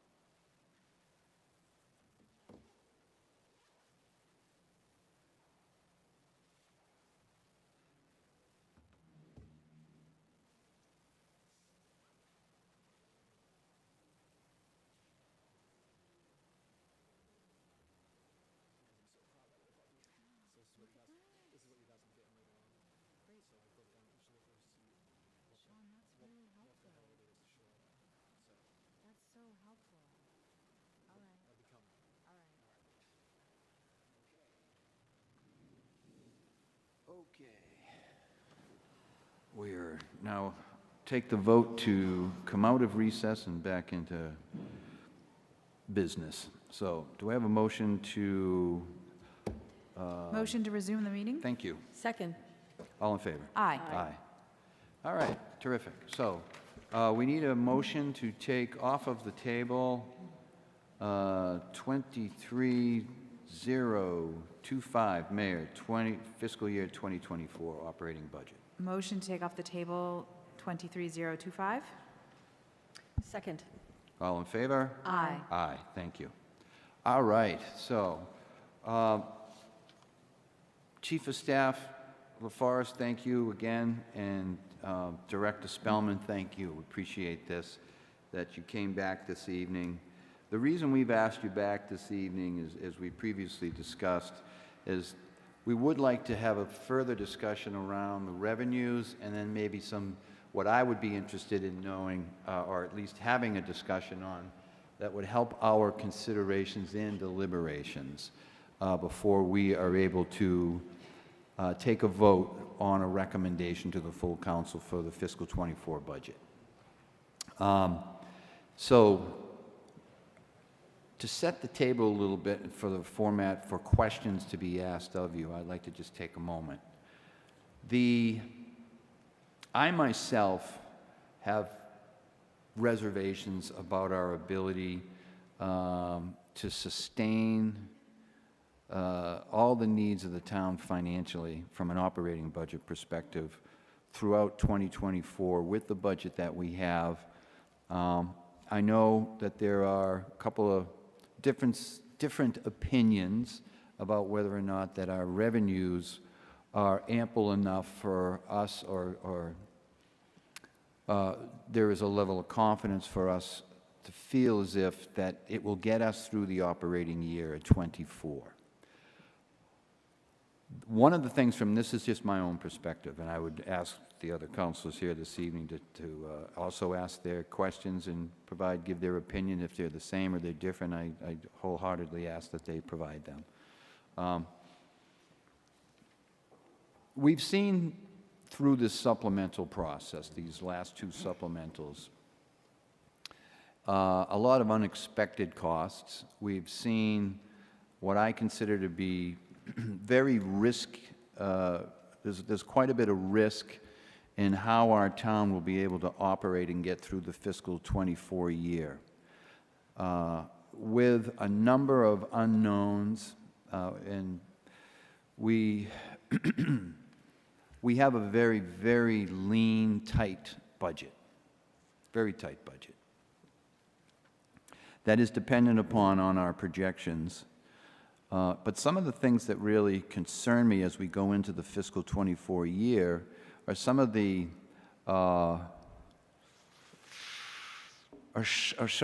things that potentially could be happening that we've seen happen throughout every fiscal year for the most part.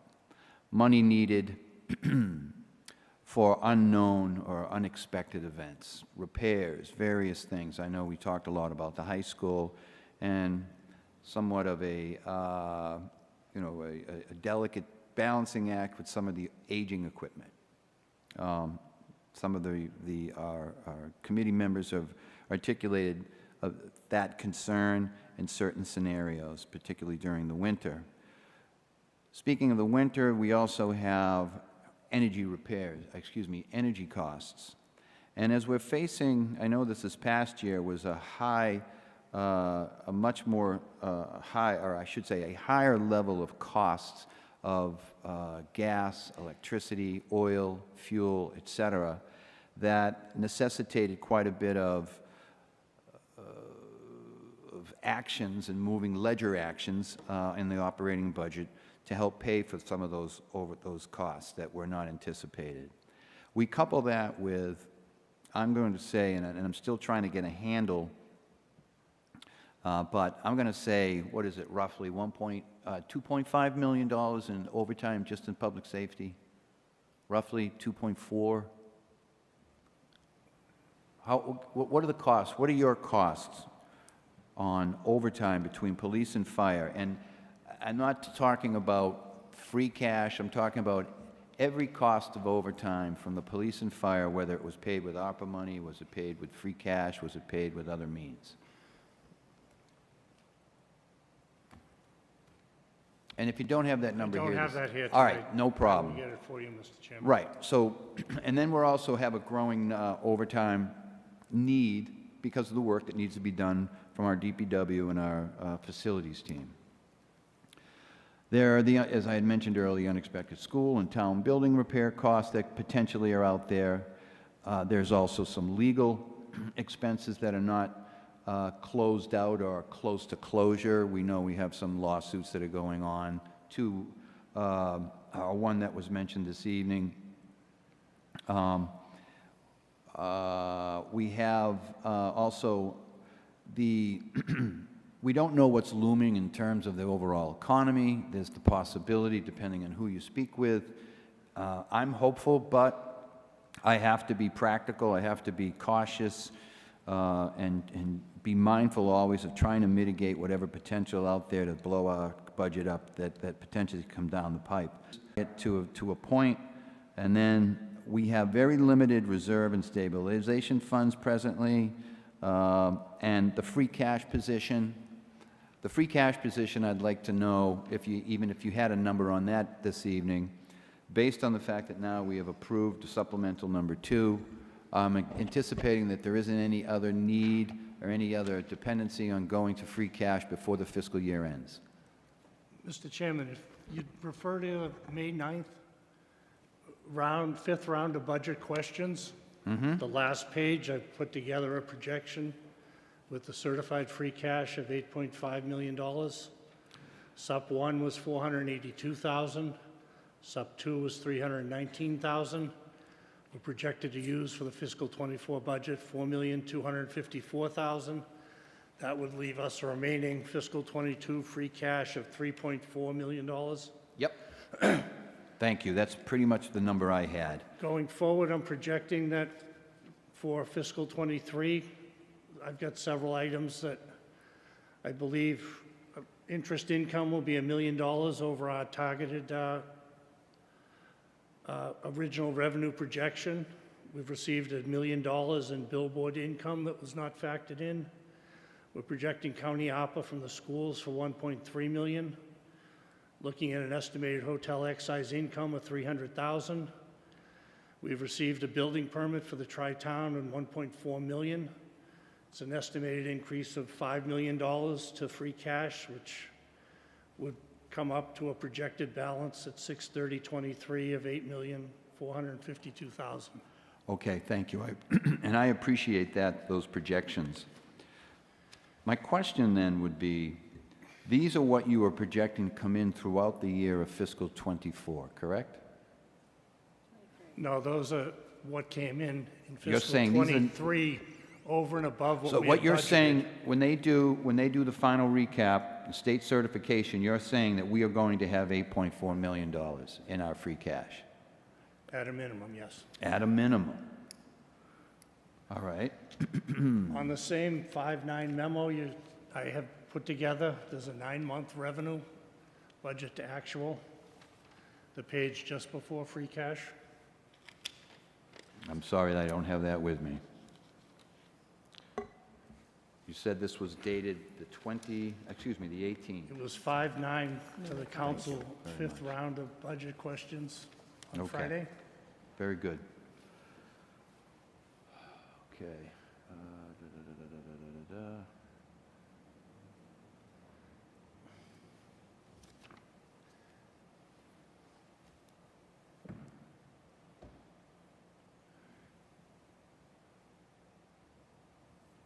Okay, from the property taxes down to state aid. Okay. All right. My point is that, so you're saying we brought in hotel excise taxes of $300,000 for the fiscal year, or this is what you're anticipating when the fiscal year is finally tallied? Correct? So these aren't numbers that we actually have in hand, but you have a high level of confidence these are numbers that we are going to reach. The billboard $1 million we have in hand, Mm-hmm. The building permit for Tri-Town, 1.4 million we have in hand. Okay. Interest income through 9 months, we're at $1,549,000. Okay. And, okay, and from the opera school funds, you're saying, so this is what we have received to date, or this is what you're saying is that was available in addition to what we This is the received? projected based on working with the school department and submitting school expenditures that qualified for the federal opera funds. So so we'll go to so what you're saying is that we will go to the county and make this request on behalf of the schools and get $1.3 million, Correct. right?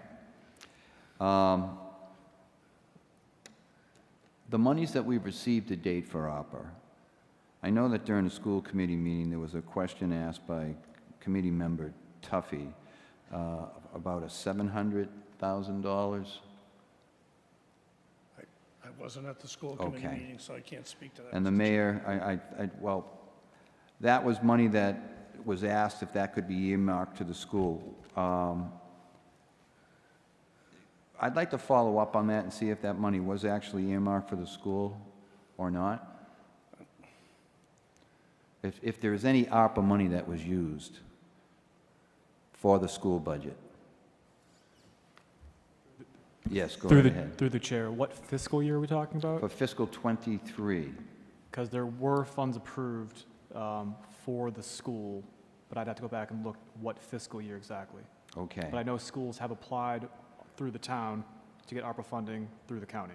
Okay, and this money can be used at the discretion of the school in any category they'd like? No. No. No? It's- Okay, what is the money It's- limited to? I believe it was reimbursement based. So depending upon how the application was submitted, which I don't have in front of me at this time, they have to select one of the 83 appropriate ARPA subcategories, most notably of which for schools would typically fall under supporting public health, usually through a mental or behavioral specialist, or perhaps some HVAC work. The other section would possibly be economic disparity, which would help out those individual students that would qualify for certain help, those costs. So outside of those two areas, there's probably not much else for school because the other ones don't apply to education costs. Okay, but so the 1.3 million is what's going to be coming, and that money would be limited to only school use? I don't know what this 1.3 million is. That school money would be applied for based on actual school expenditures. The accounting for that vehicle is that a separate federal fund is set up for the reporting purposes for the county opera funds, and then corresponding expenditures from the schools would be moved over to that fund. And that fund reporting would be there standalone in a separate fund for audit purposes for both the town, but also for the county in reporting those. So to the the federal 1.3 million, the 1.3 million county opera school funds. Yes. So if I followed your answer, it's not necessarily all of it's going to the schools or could go to the schools. You could use it in other areas. Is that what you just said? The funds would be reimbursing actual school expenditures. Right, and that money would go to the schools. No, that money would close out to the town at the end of the year and is projected to become part of free cash. And what about the money that was spent, the 1.3 that the school has calculated is spent in those areas? What, does that get reimbursed? Do they be made whole, or? Those expenditures would be moved over to the federal county opera fund for education, those expenditures. So essentially zeroing out that balance. Revenue would come in, you move expenses over, that fund becomes zero. It alleviates some of the available budget. So what is the actual impact effect then on the school budget? It makes more available funds for the school, So it frees up 1.3 million? theoretically. Okay, all right, thank you. Okay. The tri-town income build permits, those are pretty much solid numbers. Cash is in the bank, Mr. Chairman. Outstanding, that's a solid number. Okay. And we're estimating 0.5% of 1% other revenue and expected turnbacks. Did I read that correctly? From the summary I sent on Friday, I did not include that amount. What I was showing was a $5 million in revenue, and these are based on my projections of actual numbers with the actual billboard, the hotel excise projection, the building permit, and the interest income. I believe there will be additional funds coming in from revenue being over the budget in addition to these, and also some expenditure turnbacks coming from the various departments also. In the past, it had been used to estimate roughly a 1% on the revenue side, 1% on the expense. In that original projection, I did a 0.5% just to be conservative, and again, I didn't include it in this analysis I did on 5/18 that was sent to the council. Okay. So today we've got 3.4 million. You're saying that we're projected to get to 8.4 million. Correct. Okay. And I wanted to ask this question of the town auditor, Mr. McGoldrick. I know that you have in the past done some exercises for the council and the Ways and Means to project revenues as we go out, 5-year projections. One of the things that I'm concerned about also is that I think that I'm very concerned about with the increase of contractuals that are still more or less a moving target, right? We still don't know what the final tally is going to be for our expenses for 2024 in terms of salaries until all the budgets have been agreed upon. Would you say that's correct? I would agree. Okay. And then we're looking at, so that would also have an impact on what our budgets right now, what the salary expenses will be in the operating budget for the fiscal year 24. So would you anticipate there is going to be any kind of material change to the numbers that you already have in the budget, or do you feel confident that those numbers cover those considerations? The reserve we set aside for fiscal 24 on the town side was 2% of the projections that we had made for this current year. So with the 0.5% increase as part of the supplemental, that covered us for 23. Correct. And you feel confident that those numbers will be adequately covered in the fiscal 24 budget as it's presently constituted? Correct. For the town side, and the school has set aside funds within their line for their contractual increases. Okay, and is that something that you also feel confident about, that with the look-back proposal or options that may be invoked or not, that those numbers are accurately depicted in your budget for 24? Or do you feel there would be there's a potential for some tweaking to those numbers?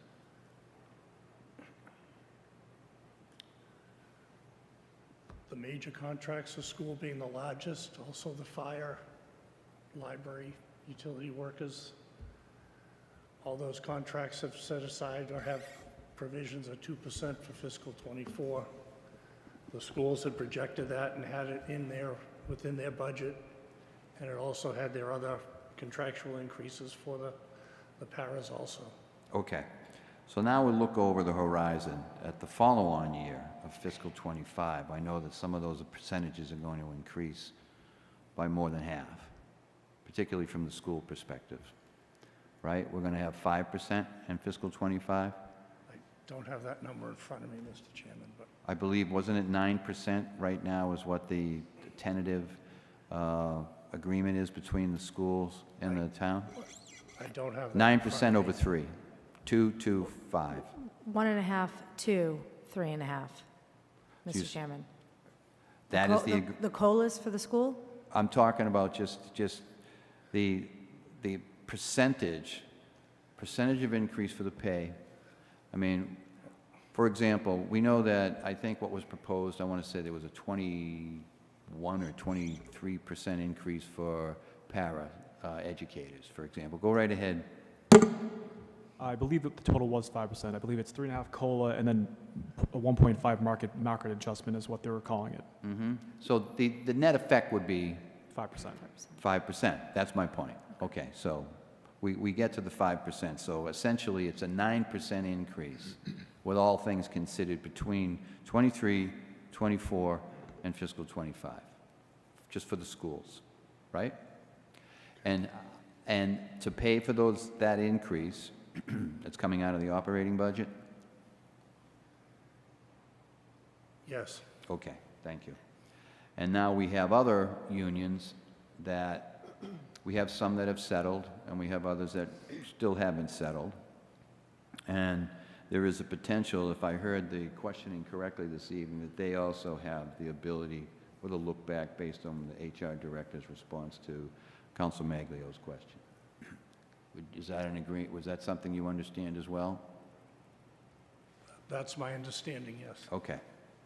So not only are we going to be concerned, or I don't think that we should be limited in our concern of just taking 1 year at a time in this particular case. I know in the past we never really took that kind of a look before, but we've never been in this type of a situation where we find ourselves so close to the margin, or basically to a blank or a flat line, if you will, or even the potential for us to go underneath it. But I don't think that we will today as we speak. But with all of these other types of unknown factors, I think that it's a reasonable risk consideration that we should take, is try to understand what kind of position are we putting ourselves in for fiscal 25 and for fiscal 26. So I just want to ask the question.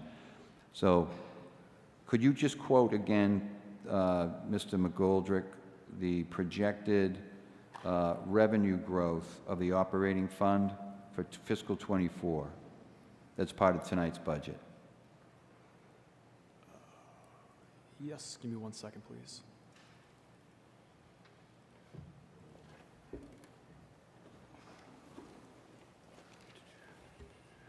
Uh, 5.45%. That's the increase from fiscal year 23.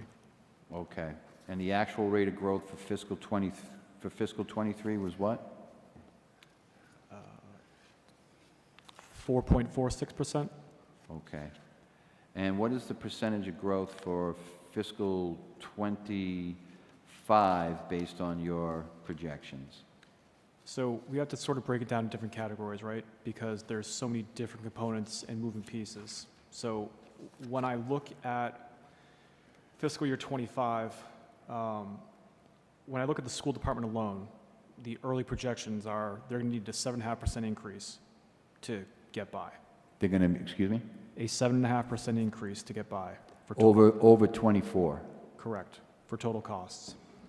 Would require a 7.5% increase? For education. For education alone? For education alone. To keep it level funded? Correct. So you need that 7.5%, that's an estimate right now, to level fund. That's a combination of obviously inflation, COLAs, market adjustments, et cetera, et cetera. Would that also be the potential contract? Yeah, whatever is part of their Okay, contract. thank you. Yep. Yep. And then you have to analyze different portions of the budget. So you always have a decent pension increase. That PARIC appropriation letter is out there, and that increase will probably be in about the 6% range. When you factor in other costs, just based on averages throughout the past 6-7 years, you're probably talking a 4% increase. It's pretty lean. So all in all, because we're going to go through so many numbers here. I wrote up my draft today to present to you the Ways and Means, which I'm going to provide on Wednesday when I can finalize it. But I know when I do my budget projections and my sort of analysis, can you not hear me? Good? Yeah, there you go. Okay. Thank you. When I do my analysis, I provide you certain insights, certain forecasts, certain information, and when I kind of wrote my final paragraph today, I thought more about it. And really, it's not about affordability in '24, because yes, you can afford it using free cash. It's about sustainability going forward. And I think that's what everyone is trying to hit on and how we're going to fund it. Ed sent a great little write-up about fiscal year '23 actuals, some of them that are coming over. So I agree. You will have free cash increased from the point you are now going into next year, 100%. I can also 100% say, with an asterisk, you are going to need to use free cash next year to balance your budget. There's almost no way around it unless there are cuts or other revenue sources come into play that either I'm unaware of or, interest rates. 2 years ago, I would have never told you were going to get almost $2 million in interest because rates were half of what they are now, 60% of what they are, 70% of what they are now. You don't know that going backwards. So I can't predict the future and say 3 years from now those interest rates will be the same. If I did, I'd be a much more wealthier man. But what I can tell you is that at the pace of your main 4 revenue groups, which as we all know now are your net tax levy, your net state aid, your local receipts, and your other financing sources, your recurring ones, those all have a different growth factor, right? Because some are limited. Your Prop 2.5 plus your new growth, that has put you at right about 3.6% on average for the past 7 to 8 years. So if you can generate about $4 million in your tax levy, you start to plug that hole in terms of what you can afford for '25. Being optimistic, if your state aid continues to grow at 5%, that's another $1.1 million you'll generate next year. Local receipts, again, you average about 4.7%, 5%, another $1 million. All these increases that we're using historical averages on or forecasting going forward help grow that pot of money, but it's not going to fully get you there just based on average cost spending that has been occurring or average cost spending that we think we're going to incur based on new contracts or just the cost of living. So that's where we're at right now for '25, is that will you be able to afford it? Probably, but you're definitely going to have to use free cash. There's really no other way around it. And luckily, through conservative budgeting, we did not take into account the billboard revenue. We did not take into account the Tri-Town building permits fees. If we had done that, we would have jacked up our local receipts this year, and when the actuals came into budget, it would have looked good, meaning great, we hit that budget right on the head, but it did no good in terms of free cash generation. And I know in prior years, the town, has done that where they've put in maybe a one-time local receipt, and they didn't get it, they need to fall back on free cash. Or they didn't get it, now it impacts our ability to generate free cash. So that is not what is being done in the '24 budget based on my projections of revenue. And would you say that in and of itself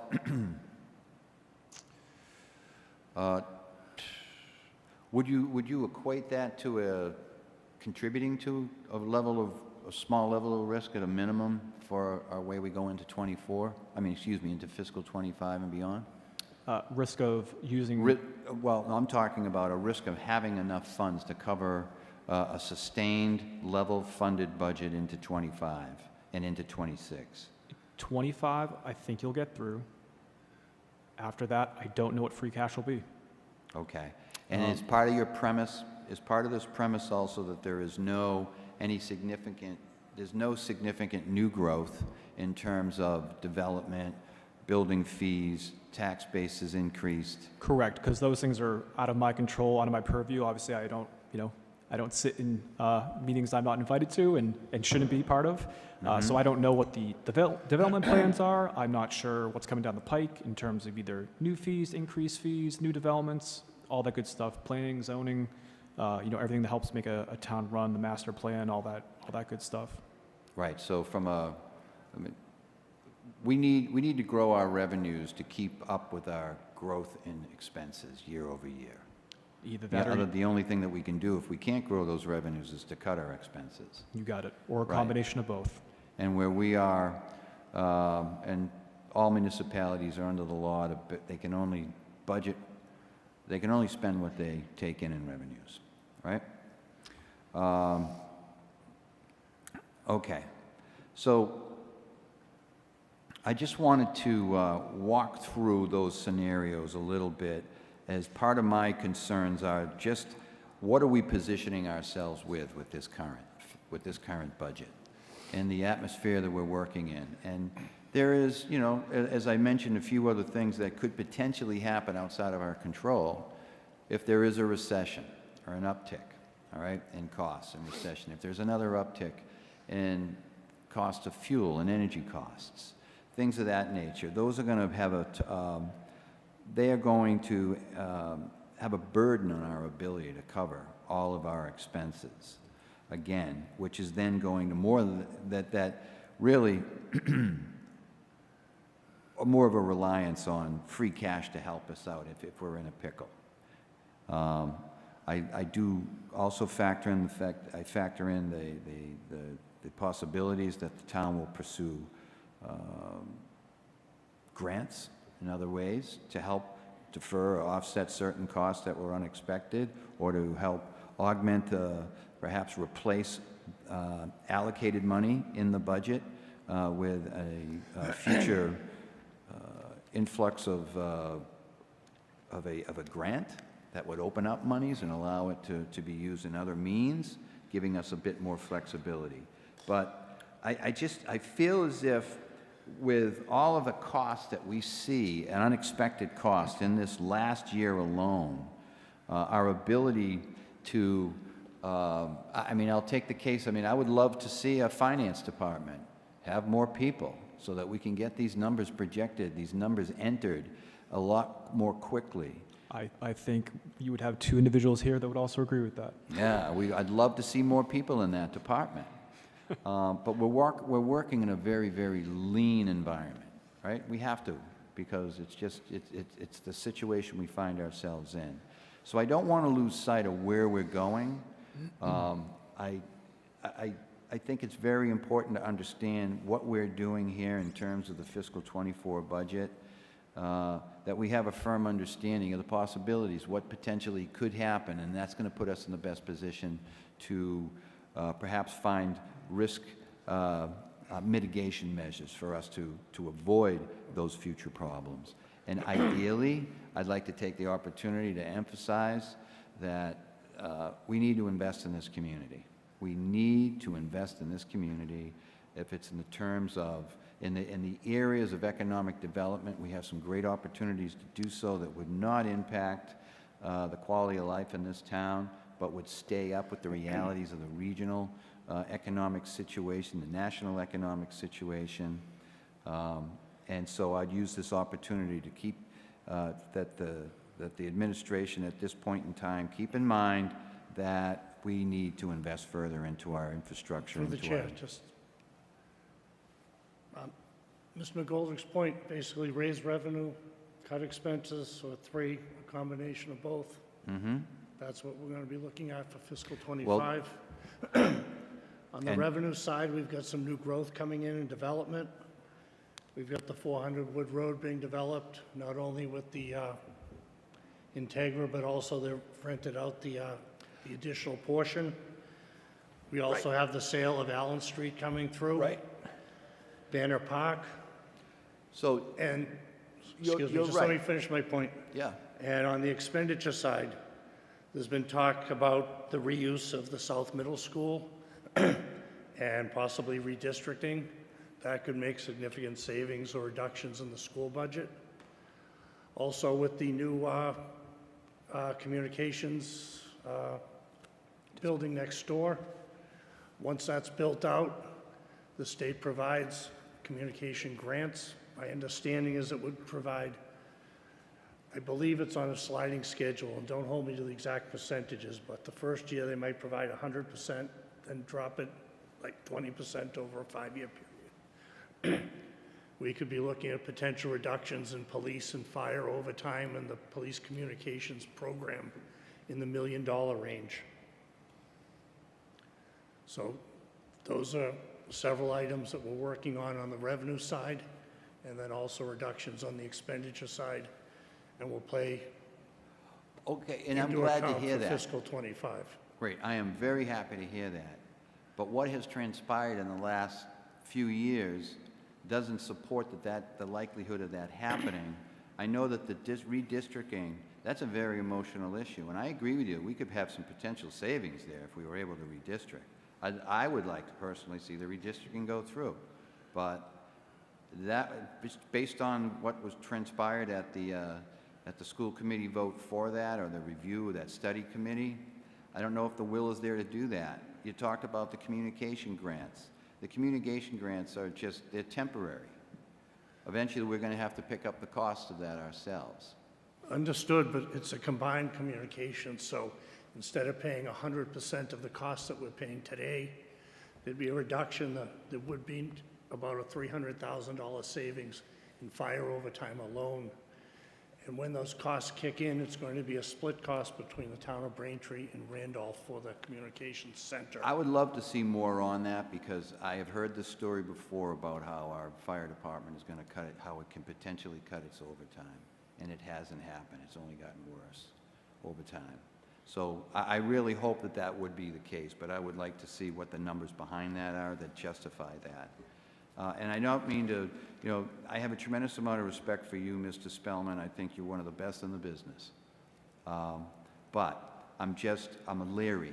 I'm very leery about where we are today and where we're going.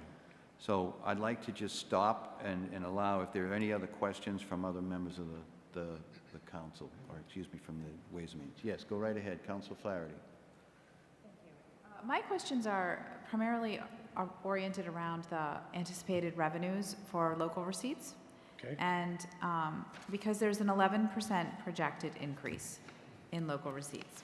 And to me, that sounds rosy. But I've looked at the numbers of, FY23 and FY22 actual revenue over the last 9 months, the first 3 quarters. And I can see that, we are thus far doing fairly well in most categories. But I have limited understanding of the rate at which this money comes in. So for example, where we see that miscellaneous recurring, we've only made it to 5.33% of the total budgeted revenue, which is $791,900. But that's kind of an outlier, and I anticipate that the answer has to do with the payments on those are going to come in the last quarter. But what I need is for you to walk me through the anticipated receipts and explain to me how we're justifying 11% increase overall.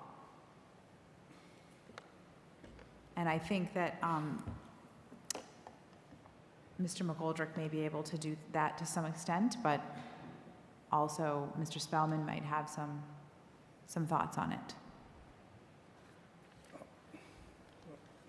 If you want to start, I can finish, or vice versa.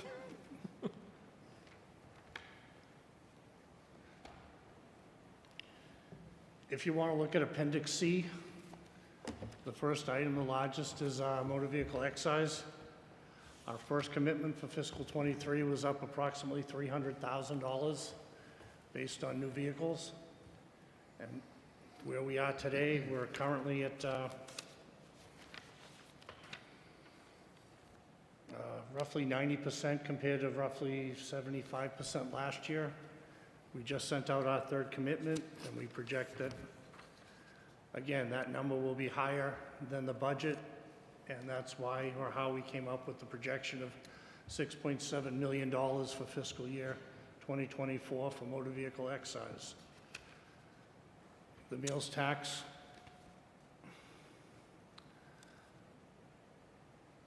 we currently had budgeted $1,306,000. We've level funded that number. We're currently at $991,000 We're projecting another $300,000 to come in, so we project that meals excise to be at 1.3 million, and we basically had level funded that from the current year budget. Our hotel excise tax, we're at 102% for 9 months at 1.3 million. Projecting in the next quarter to come in at 300,000, that would bring us to the $1,631,000 that's in our fiscal '24 budget. Penalties and interest on tax, we level funded that. Payment in lieu of tax, I don't have the detail in front of me, but I believe there were 3 increases.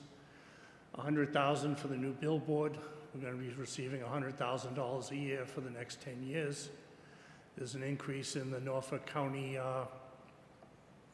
agreement payment for the county building and the sheriff's. I don't have that exact number in front of me, and I believe that down at Weymouth Landing, there's an increase in the pilot agreement for the apartment building there at the traffic light. Trash fee remains level funded at $1,511,000. Fees we level funded at $1,070,000. Rental $219,000, again level funded. School bus fees $135,000. That was part of the agreement with the school department. They're going to be increasing bus fees. And they're going to provide the town with the $135,000 of that number. Cemetery was level funded at $25,000. Other department revenue level funded $234,000. Licenses and permits, we went up slightly, $100,000. Fines and forfeits were level funded. Interest income, the projection was $1.9 million. We're looking at receiving $2 million for this year. Medicaid reimbursements, we level funded at $284,000. And the miscellaneous recurring, the $791,000. That's made up of 3 primary things. There's a plaza reimbursement, $420,000.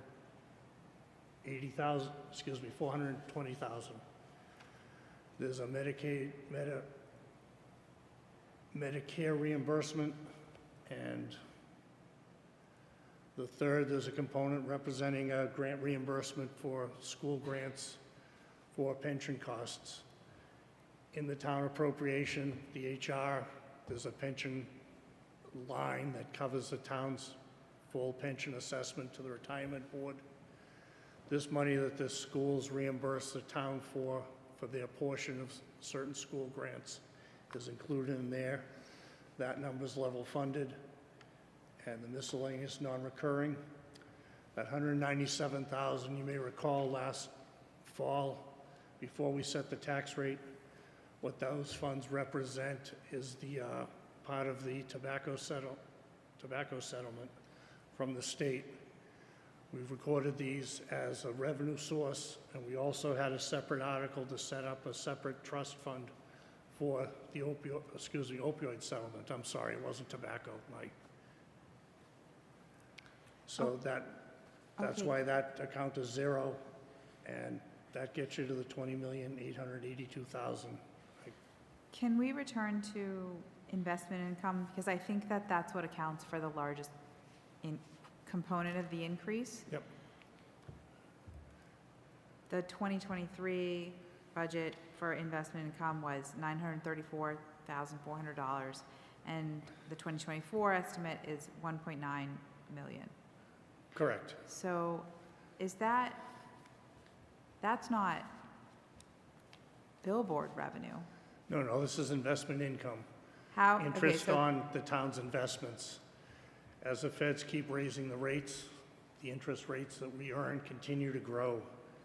And if you go back to our 9-month revenue number, you'll see the $934,000 as our budget.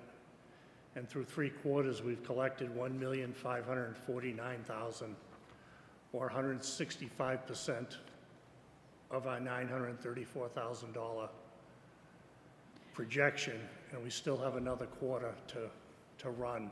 So I'm projecting another $350,000 to get us into the near $2 million. Okay. And through Sorry. Yes, you please go ahead. Through the chair, I think it's important to note too that for the investment income, that does post monthly. So as Ed was explaining, on each bank account you have, with all the interest rates rising, that does get posted monthly. I think also something really important too to point out is that for all your local receipts, these have to be approved by DOR. So if there is a high, which obviously those will get flagged, it's over 100% growth, Ed, Mark, and crew have to prove to DOR, how can you afford this? They can't just throw something against the wall and hope that DOR accepts it. They actually have to prove it out and make sure that there is something substantial behind it. So I just think that's important to point out for all your local receipts. It's 5% up or down that Plus or minus that they question. That they question, and you have to fill something out in order to get it approved through Gateway. So this number, the 1.9 million number, has already been vetted by DOR? No, not yet. That'll happen in November when we go to set our tax rate. Okay. But you have confidence that the DOR would find that? Based on where we are for 9 months, the next quarter, Yeah. I believe will be over $2 million in interest income. And that's because rates have gone up? Correct. It's doubled because the rates have gone up. I mean, that sounds like a lot of money for us. 2 years ago, I think we were at 50 basis points. I think now we're looking somewhere at 525. Yeah, it was terrible a couple years ago. And even, when I first reviewed this too, and when I looked at my long-term projections, I certainly would never have thought 1.9 million 2 years ago. But, this is why long-term projection is difficult. And also they're kind of throwing that dart at the dartboard. So certainly you have to analyze that every year. But, I'm sure Ed will do the same. But when DOR asks this, you can show them the ledger. You can show it by month if you'd like, show it by period, and they can see that, yes, the town of Braintree actually did receive these funds. The only way, in my opinion, that this doesn't happen next year is if somehow interest rates get slashed, which, again, not an economist, don't know when that'll happen next, or if there somehow cash is not on hand to help generate those funds. That's really it. Okay, that helps me a lot to understand. I had asked a question related to the local receipts total revenue is marked on the projected general fund revenue and budget summary, which is quite early in our budget books. It's marked as $18,806. And then in the budgeted for FY23 on Appendix C, it's marked as $19,127,000.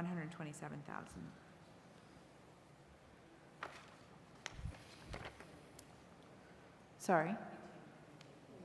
Million, sorry. Million. Okay. Thank you for understanding. Yeah, could you, and you did give me you gave me an email response, and I just did not understand your response. So could you please clarify? If you look on the first page of the budget, we have a total amount of revenue, and then we have voted appropriations, and that basically balances the equation. When we got to last November and had to set our tax rate, our actual new growth was less than the 850,000. It was about 600,000, roughly $250,000 less. To balance the equation out, we had to do one or two things: either reduce our expenditures by 250,000, or look to increase receipts, estimated receipts, by 250,000. So what we chose to do was to increase our local estimated receipts by that amount to bring the budget, the totals, into balance so that the tax rate could be set by the DOR and we could get our tax bills mailed out on or before January 1st for the third quarter due February 1st. Because through the chair, I think it's important to note that what you're voting on during this April, May, June timeframe is you're voting the appropriation. The revenue forecast and how we're funding that is estimated, if you will, until after the fact, so kind of backwards, I guess. In November, December, when that tax rate gets set, that's when those revenues go to DOR and they essentially approve your offsets, if you will, to get to the total number you voted, because you vote appropriations, you don't vote revenue. If that helps. Okay. Maybe not. I think I finally understand why the local receipts are anticipated to be so much higher. And that's very comforting to me, because that's one of the pressure points that I have been looking to get some confidence on. So those are my questions for now. I'm sure others have questions. I'll let them get to it. Just one other point in the email, I had also said that we had spoken at an earlier meeting, taking the voted budget and adding a column to have adjustments to that. And I think for next year, if the same situation came up, you'd see a minus 250 in new growth, you'd see a plus 250 in other revenue, and I think that column will get you to a final number, and the middle column will reconcile from the original budget to the final budget and give you an answer to what you were looking for earlier. And last point on local receipts, if I may too. So as part of my budget memo that I'll be sending out hopefully by Wednesday, I did build an appendix which, with each local receipt broken down, showing you prior year actuals from fiscal year 16 to 22, also the 23 budget in it and the 24 proposed. So that way you can kind of see the chart, the graph, and also get an explanation of what each local receipt is, just in a little bit more detail, or in some cases not as much detail because it's a one-liner, in terms of what they are, because certainly they're not normal for anyone who's not in the municipal space, or if you're trying to explain to constituents or those who maybe aren't as familiar. So hopefully that helps. If not, sorry. Okay, thank you. All set. Thank you. Councilor Maglio, questions? Thank you. Yes, I have a couple. So I'm curious, with this projection for free cash, I guess the first question is, since the 1.3 is coming for reimbursement for the schools, why would that go into free cash? Because ultimately the appropriations or the expenses is reimbursing. Expenses come into the general fund, they go away from the general fund, leaving you more available budget in the general fund. Available budget in the general fund is a positive free cash.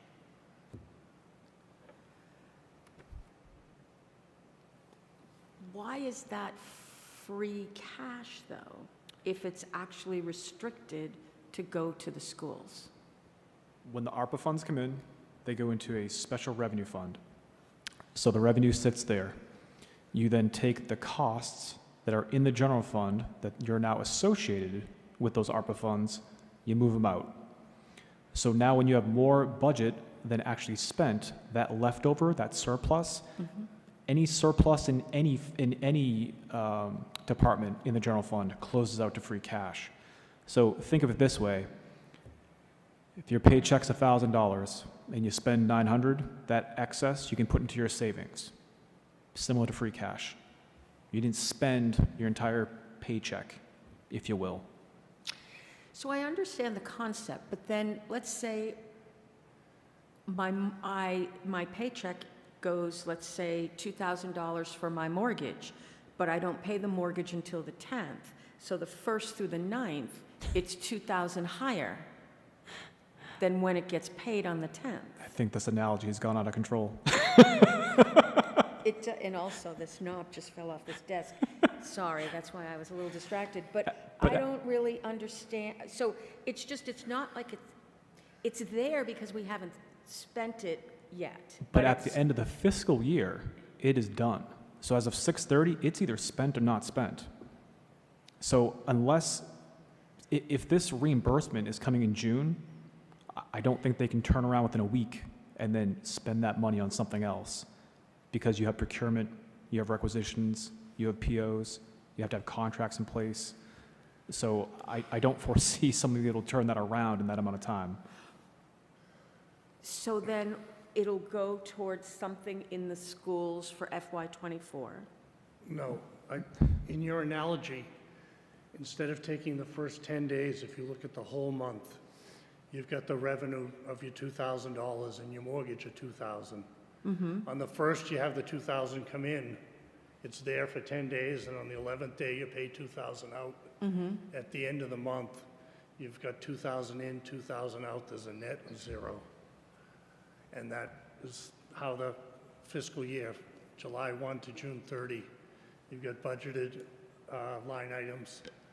You spend down the balance that's remaining, or I think the other, I saw turnbacks was a comment or a name used, but it's basically you're spending less than budgeted.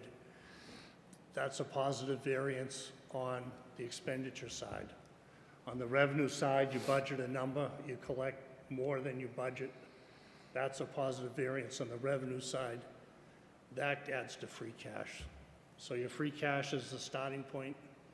You add up all your revenue compared to the budget.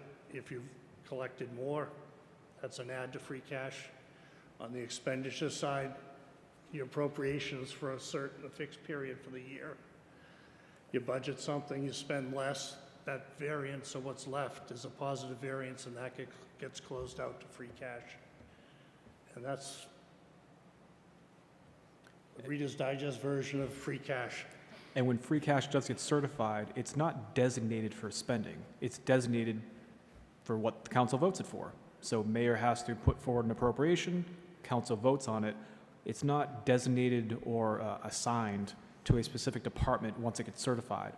So to start the year, the free cash was, I think, about $8.2 million, correct me if I'm wrong. When that got certified, 8.5, shortchanged you. When that got certified, it didn't represent a portion goes to the school, a portion goes to DPW. It is free cash to be spent on general fund uses. Right, but the ARPA money is specifically for reimbursement for the schools. So I'm just asking about 1.3 million. I understand the concept of accounting. I understand the concept of free cash. I understand what it means to have things. I don't understand part very specifically that has to do with money that you're being reimbursed for this being considered free cash. That's the limited. It looks like you want to jump in. If I may, Mr. Chairman, I think I may have your missing puzzle piece, Counselor. You talked about that $2,000 bill payment. We're going to use, call it school expenses. So you budgeted $2,000 in school expenses. You knew that was committed. Then you paid the $2,000 in school expenses. But now it was a reimbursable grant, right? So you already paid the bills, but now you filed for reimbursement. That $2,000 just showed up. But you can't pay bills twice that you've already paid. So now that $2,000 is free cash. Except that the point of the county ARPA funds were to reimburse for, because of the extenuating circumstances. It wasn't to go then say, well, I've paid for my school, so I'm going to go buy a new dress. It was to continue investing in those kinds of things. But it was for specific expenses, reimbursing specific expenses. So, for example, that behavioral health in the schools has a number associated with it. And they applied for funding to reimburse that specific expense that had a line item associated with it. Hey, we have this line item associated with it. Okay, you can apply here to receive that funding back. So it most definitely went to school expenses. Now, right? So we spent the money. Hey, we applied for this grant in good faith, and we spent money knowing we're going to spend that money whether or not that grant comes in. We made that expenditure. Now that grant replaces that revenue. And because the funds are already spent, it becomes free cash. I can follow what everyone is saying. Okay. What I can't resolve, and this has been the question for most of the ARPA funds that we've had, that we've been able to get reimbursed on, is how funds that, because we know we haven't met the behavioral health needs of our students. We know we have not invested enough. We know there are additional issues happening. And so if there's another 1.3 million that reimbursed us for what we already spent that was inadequate, I don't understand how that gets to be. I understand legally and technically that there's accounting principles that we're following. I don't understand how that gets to just be part of an arbitrary pool. I think because the key word is reimbursement grant, right? So this wasn't a grant to say we want to apply for additional behavioral health services. This was funding to support our operating services. So then the police overtime is not in free cash, it's going to police, right? Isn't that why we are, that supplemental didn't come through? The supplemental for the police is the same situation. There's a separate federal, county, opera, police fund based on their request for reimbursement for police expenditures. Right, and it's going to the police. The expenditures are being transferred over to the county opera fund for those valid services. That frees up funds within their budget for their additional overtime. The alternative is that would close out to free cash, and we need to appropriate free cash for those overtime services. It's the same thing is happening for the police as it is for the school in terms of I can't hear you, Sean. the same thing is happening for the police as it is for the school in terms of how the ARPA fund is working. Those costs are 100% being moved out. They have to, otherwise the fund wouldn't balance. So then they would have surplus funds available to spend from the police department if they had to. That's why in 22, your free cash was artificially inflated because you had costs that were not spent out of your general fund, extra turnback from both police and police and school. So that 100%, and I certainly don't want to get into the intricacies of ARPA because it's a 453-page final rule that governs it with 83 subcategories and various programmatic data, and it's been my life for 2 years.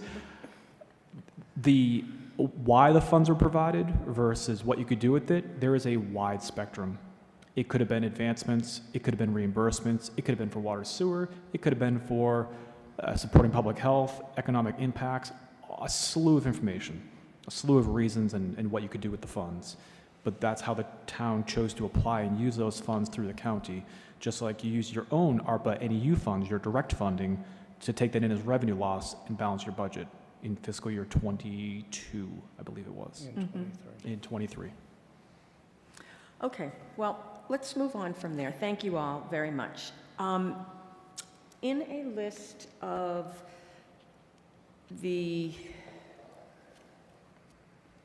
I'm not sure which version of it, but it's definitely a list of local receipts and going further in were the violations and fines.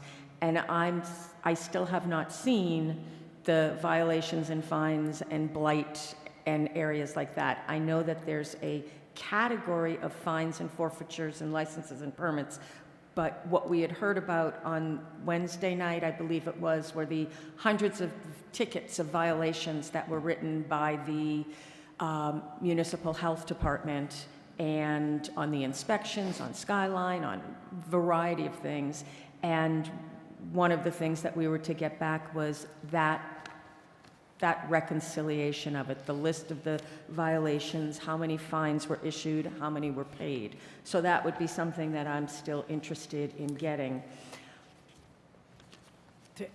Through you, Mr. Chairman, I do have an email from Director McGrath. I believe if we haven't provided it to you, we will. Addresses some of your questions,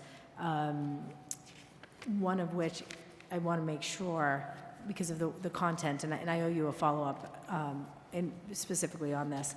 So all of their enforcement documentation is manually produced and stored, as the department does not have an automated tracking system. So for them to really quantify it in a way to drill down the data is going to be difficult and labor intensive.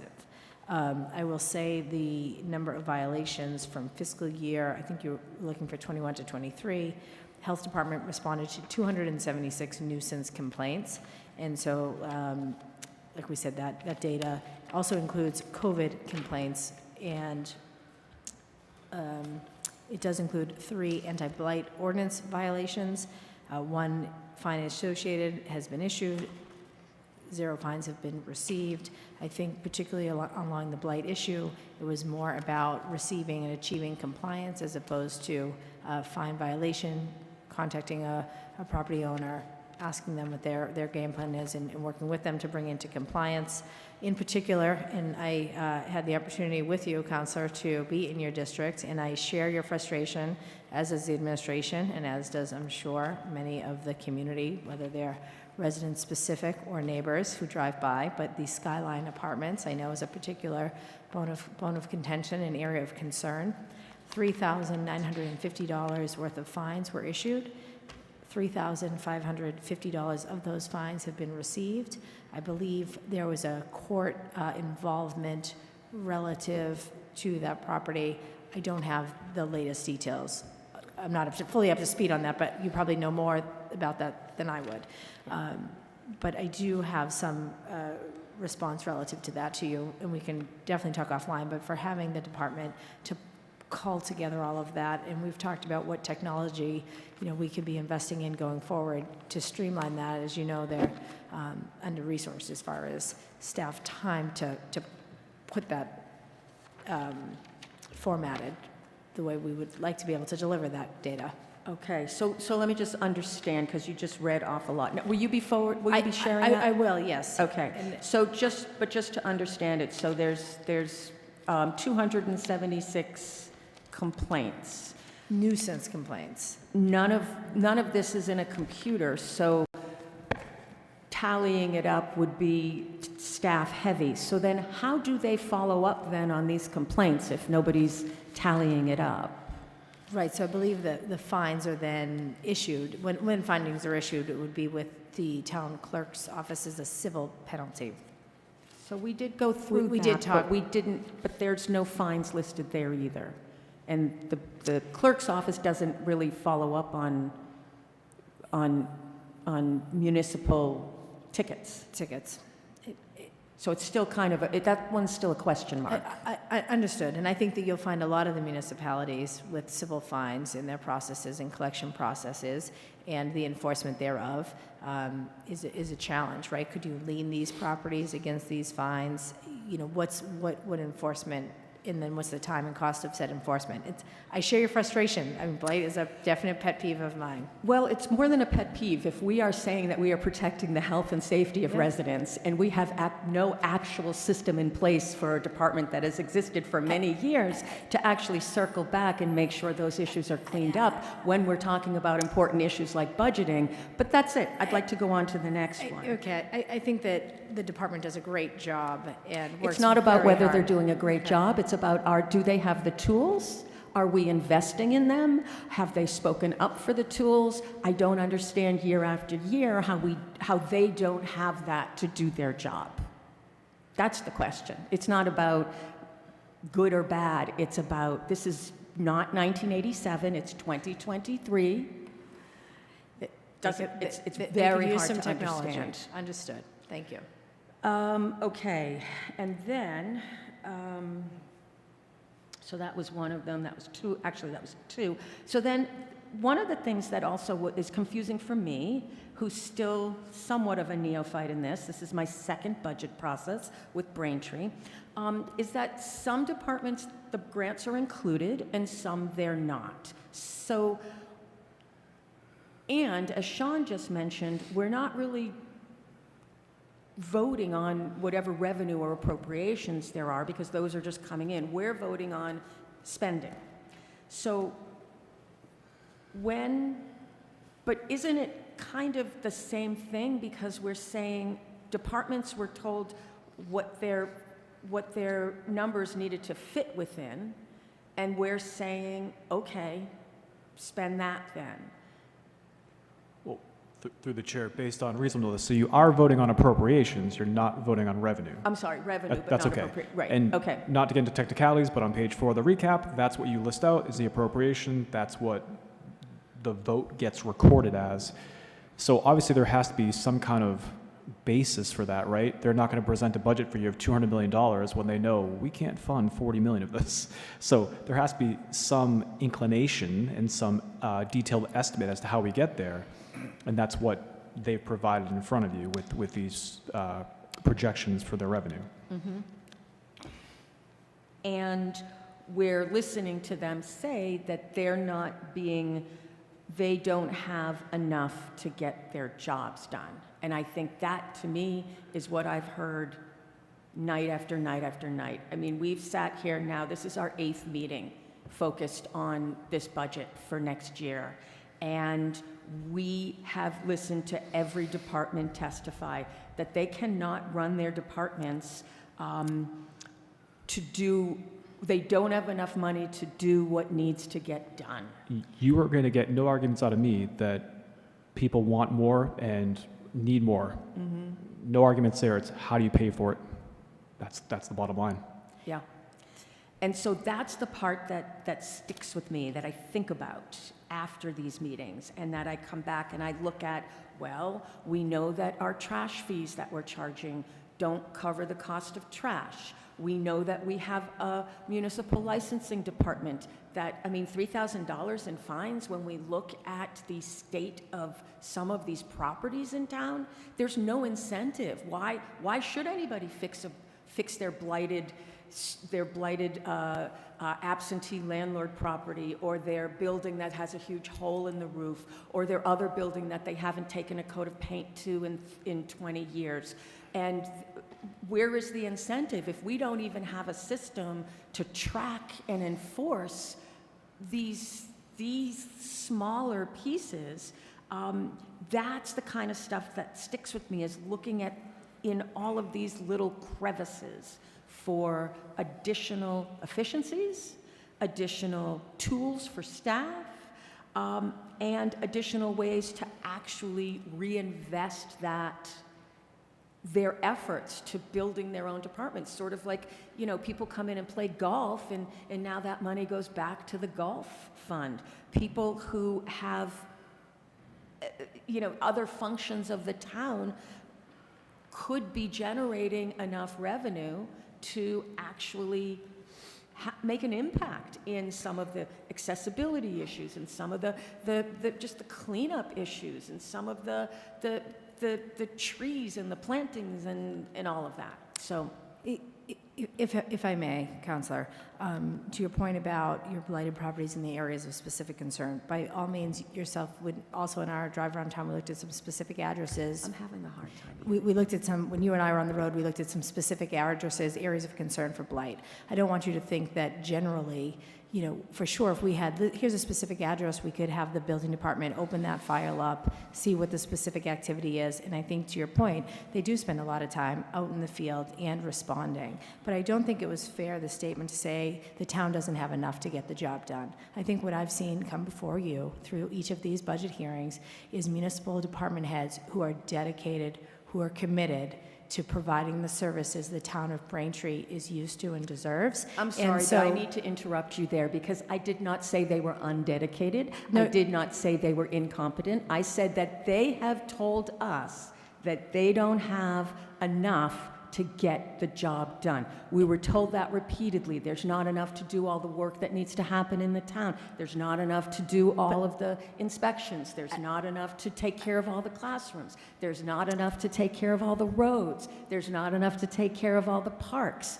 This is, I mean, you can, I don't know why you would debate that with me, because that's a statement that they made, and I'm listening to them. And that doesn't mean they're not dedicated. It doesn't mean they're not talented. It doesn't mean they're not working as hard as they possibly can. It means that we're probably going to see that this budget, just like every other budget, isn't going to cover everything we want it to cover, and in fact may not even cover what we think it's going to cover as we move ahead. I think, Counselor, that you'll always want more in municipal government, right? There's always more funding, more that can be done, for sure. But I am confident that with this budget, our municipal departments are going to cover the job they need to do and deliver top-notch services to the residents of the town of Braintree.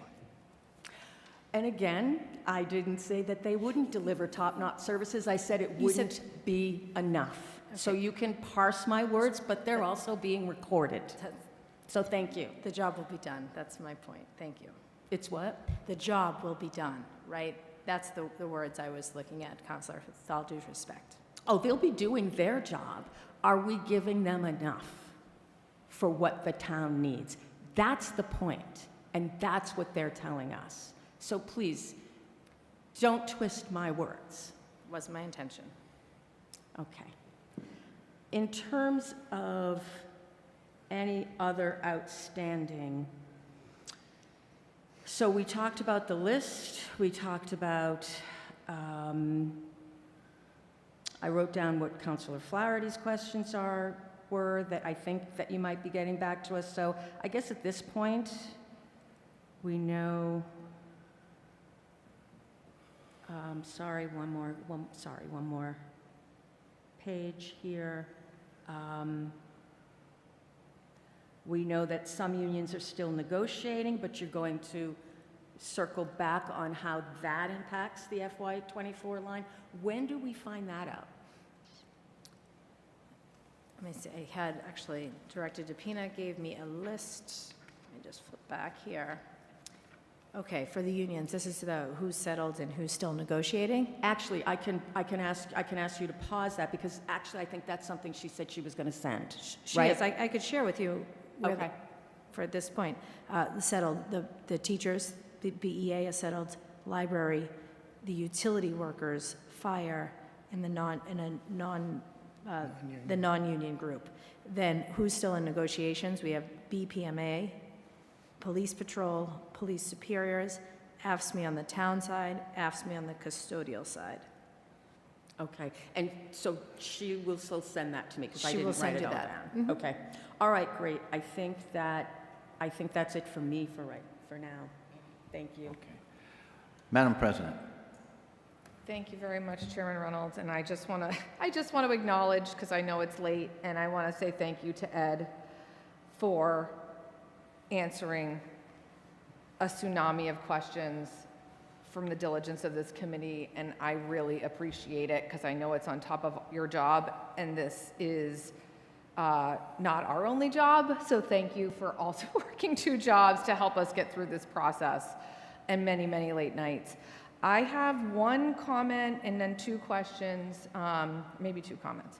But the first is, I just want to follow up on one of the questions that came in one of your responses about Councilor Flaherty's request, which I think was a great idea, so I just want to clarify it, and then I'll leave it, I think, with you, Chief of Staff LaForest, whether or not this mayor is interested in pursuing it.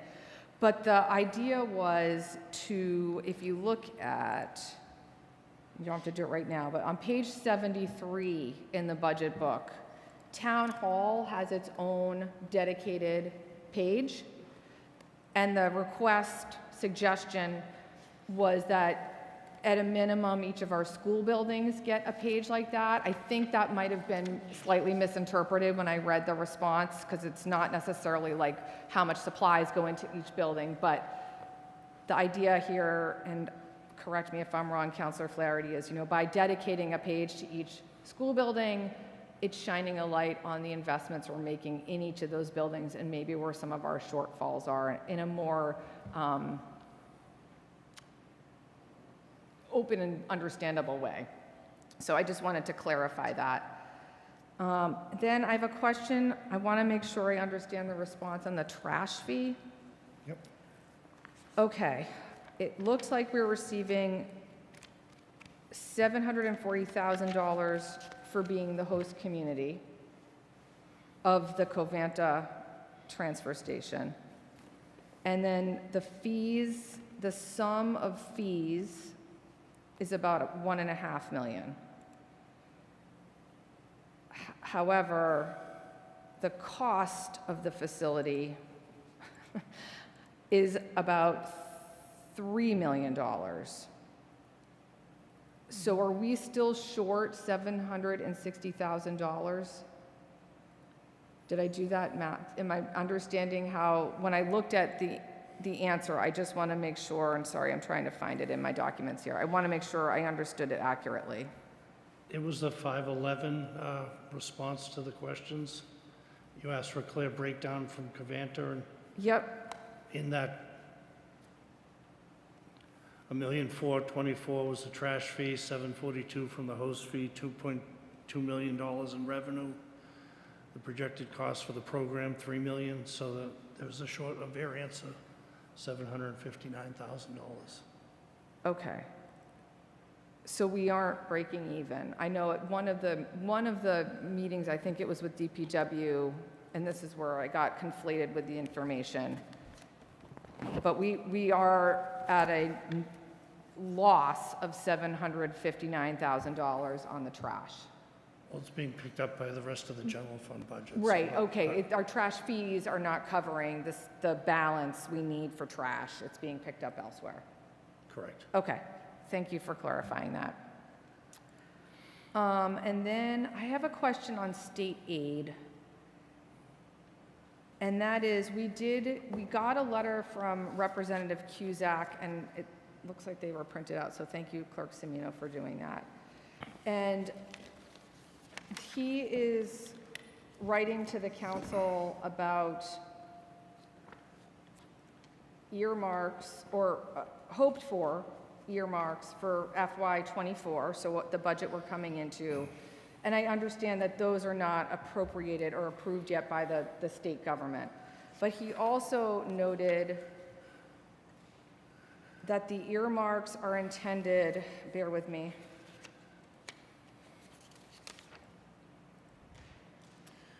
the earmarks funding is to be used to add additional resources for our students and shall not be used to replace any funds already budgeted.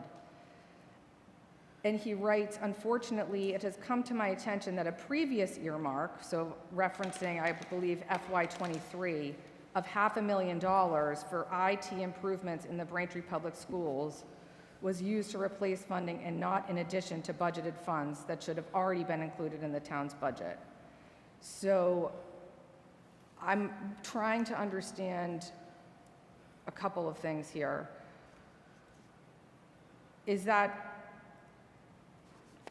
So where did this $500,000 for IT improvements that was intended for Braintree Public Schools go? And why? And maybe that's for the school department, but I would defer to the school department to answer that okay, question. I'd like to understand, especially because in the last couple weeks, we've had MCAS disruptions due to technology problems at the schools. If you get Parent Square, you would have seen that come through. So that's part one. I'd like to understand where that $500,000 went and why it was a replacement and not a supplement, as indicated by the representative. And then can we expect that whatever earmarks we do receive, is that Director Spellman, are those earmarks part of the state funding line that we budget for, or are they separate and apart? No, they're separate and apart. And I believe Rep. Cusack's letter was talking about just what the House of Representatives have passed. Correct. The Senate will be taking up their budget shortly, and they will put theirs together. Okay. The two will be different. A conference committee will be convened. They'll sit down and go line by line and make adjustments, adds, deletes. So what the House has requested may not be what the ultimate final budget resolution will be, and that conference budget will be presented to the governor for her signature. So okay. it's a good first step. There's a second step with the Senate component, Yep. the conference committee, and then the governor's signature before those become actual grants that are available and for the town Okay. to So avail themselves of. do we track these? I know for the Braintree Community Partnership, because I sit on that committee as the council representative, I know for those earmarks, there's an audit trail that has to be submitted, or that's my understanding. So is that the case for the rest of the earmarks? There are separate accounts or funds set up within the UMA system Okay. that will be specifically for the different programs. Okay, so looking back to that $500,000, we'll be able to see where that landed or if there was a miscommunication. And then going forward, for whatever earmarks are finalized by the governor. If they were to give a fire grant Yeah. Under a special revenue state grant account, we would set up that grant for X dollars. It would be coded under 220, which would designate the fire department, and that department would be authorized to spend Okay. those funds for the grant purpose. Okay, that answers my question with the outstanding request. If you can get back to us, Chief of Staff. Through you, Mr. Chairman. Yes. Absolutely, Madam President. I think too, each one of these line items, as funding is coming in, it's very important with our department heads are alerting, here's a grant, here's what's coming to our department, so it is properly coded. And so we will reach out to the school department relative to that specific. And I would say with these earmarks, it's like, okay, you're on the menu. These are items Rep. Cusack has put forward on the menu to be awarded to Braintree, and now it's a matter of, are those items actually ordered, right? So stay tuned, and if they are, again, not general fund operating revenue for this budget, but those will be hopefully leveraged. And, you know, he's really put forth some great requests on our behalf, so thank you to Rep. Cusack and his team. Yeah, I would echo that. I know our state delegation does a great job advocating for our community, so I will also say thank you, and I appreciate the follow-up on that. Those are all my questions. Thank you, Mr. Chairman, and again, thank you, Director Spellman, for your patience with the many, many questions, and I know some extra explanation, so I appreciate that a ton. Thank you, Madam President. Is there anything further from any of the other counselors? Okay. Just very quick, probably one sentence response is all be needed. When does the ARPA requests from municipalities end? December 31, 25. County funds are available through June 30th, 2024. That's the county set deadline. You have until 12/31/24 to obligate, 12/31/26 to expend. So the reason why the counties did an earlier date is because any unobligated funds by 12/31/24 cannot be re-obligated. So they didn't want people coming to them in the 12th hour saying, yep, we want this money, and then couldn't actually spend it. Okay, so June what? June 30th, 2024. Is the what deadline? Is the county deadline to have applications in. For applications. They will accept no more applications after June 30th. Correct. And not to speak for the town, but I would assume that deadline will not necessarily matter, because I don't believe at this point in time there's that much left to draw from based on the other applications that have already been approved. Okay. Okay. Each community had a percentage allocation. Each community had a percentage allocation. Since we're almost there.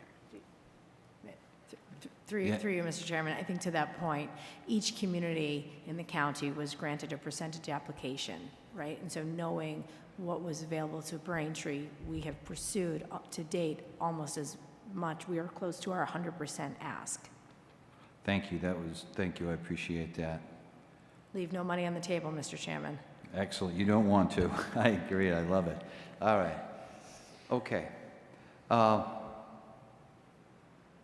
We've had a lot here to discuss, and I just first want to say thank you, Chief of Staff DeForest, and thank you, Director Spellman, and thank you to Clifton Lofton. Mr. McGoldrick. I'm tired. CLA. For bearing with us through here. This has been a long process. Lots of questions. Obviously, we're very concerned, and so I'm going to ask to indulge my fellow committee members. I still need time to think this through. I don't anticipate having to have another hearing. I think what I can do is ask questions for clarity purposes, but I do want the time. I do want the time to understand this, to digest, ask a few more questions, So what my recommendation would be to the committee is that we table this matter for the vote till the evening of the 30th of May with a 6 o'clock start time. I don't anticipate that we'll be asking any further, there won't be any further dialogue like this, just, maybe quick clarifications of that nature. I know we have a 7 o'clock start time for the full council that evening. I would like to do that. Motion to take off the table, sorry. Motion to table order 23025 to May 30th. Second. All in favor? Aye. Aye. Thank you. And I will be following up with questions and clarity. And again, I thank you for your time this evening and for all that additional information that Director Spellman has provided to us across the last few weeks, and the opportunity to walk through that just one more time, compare my notes on the other questions that I have. So thank you again.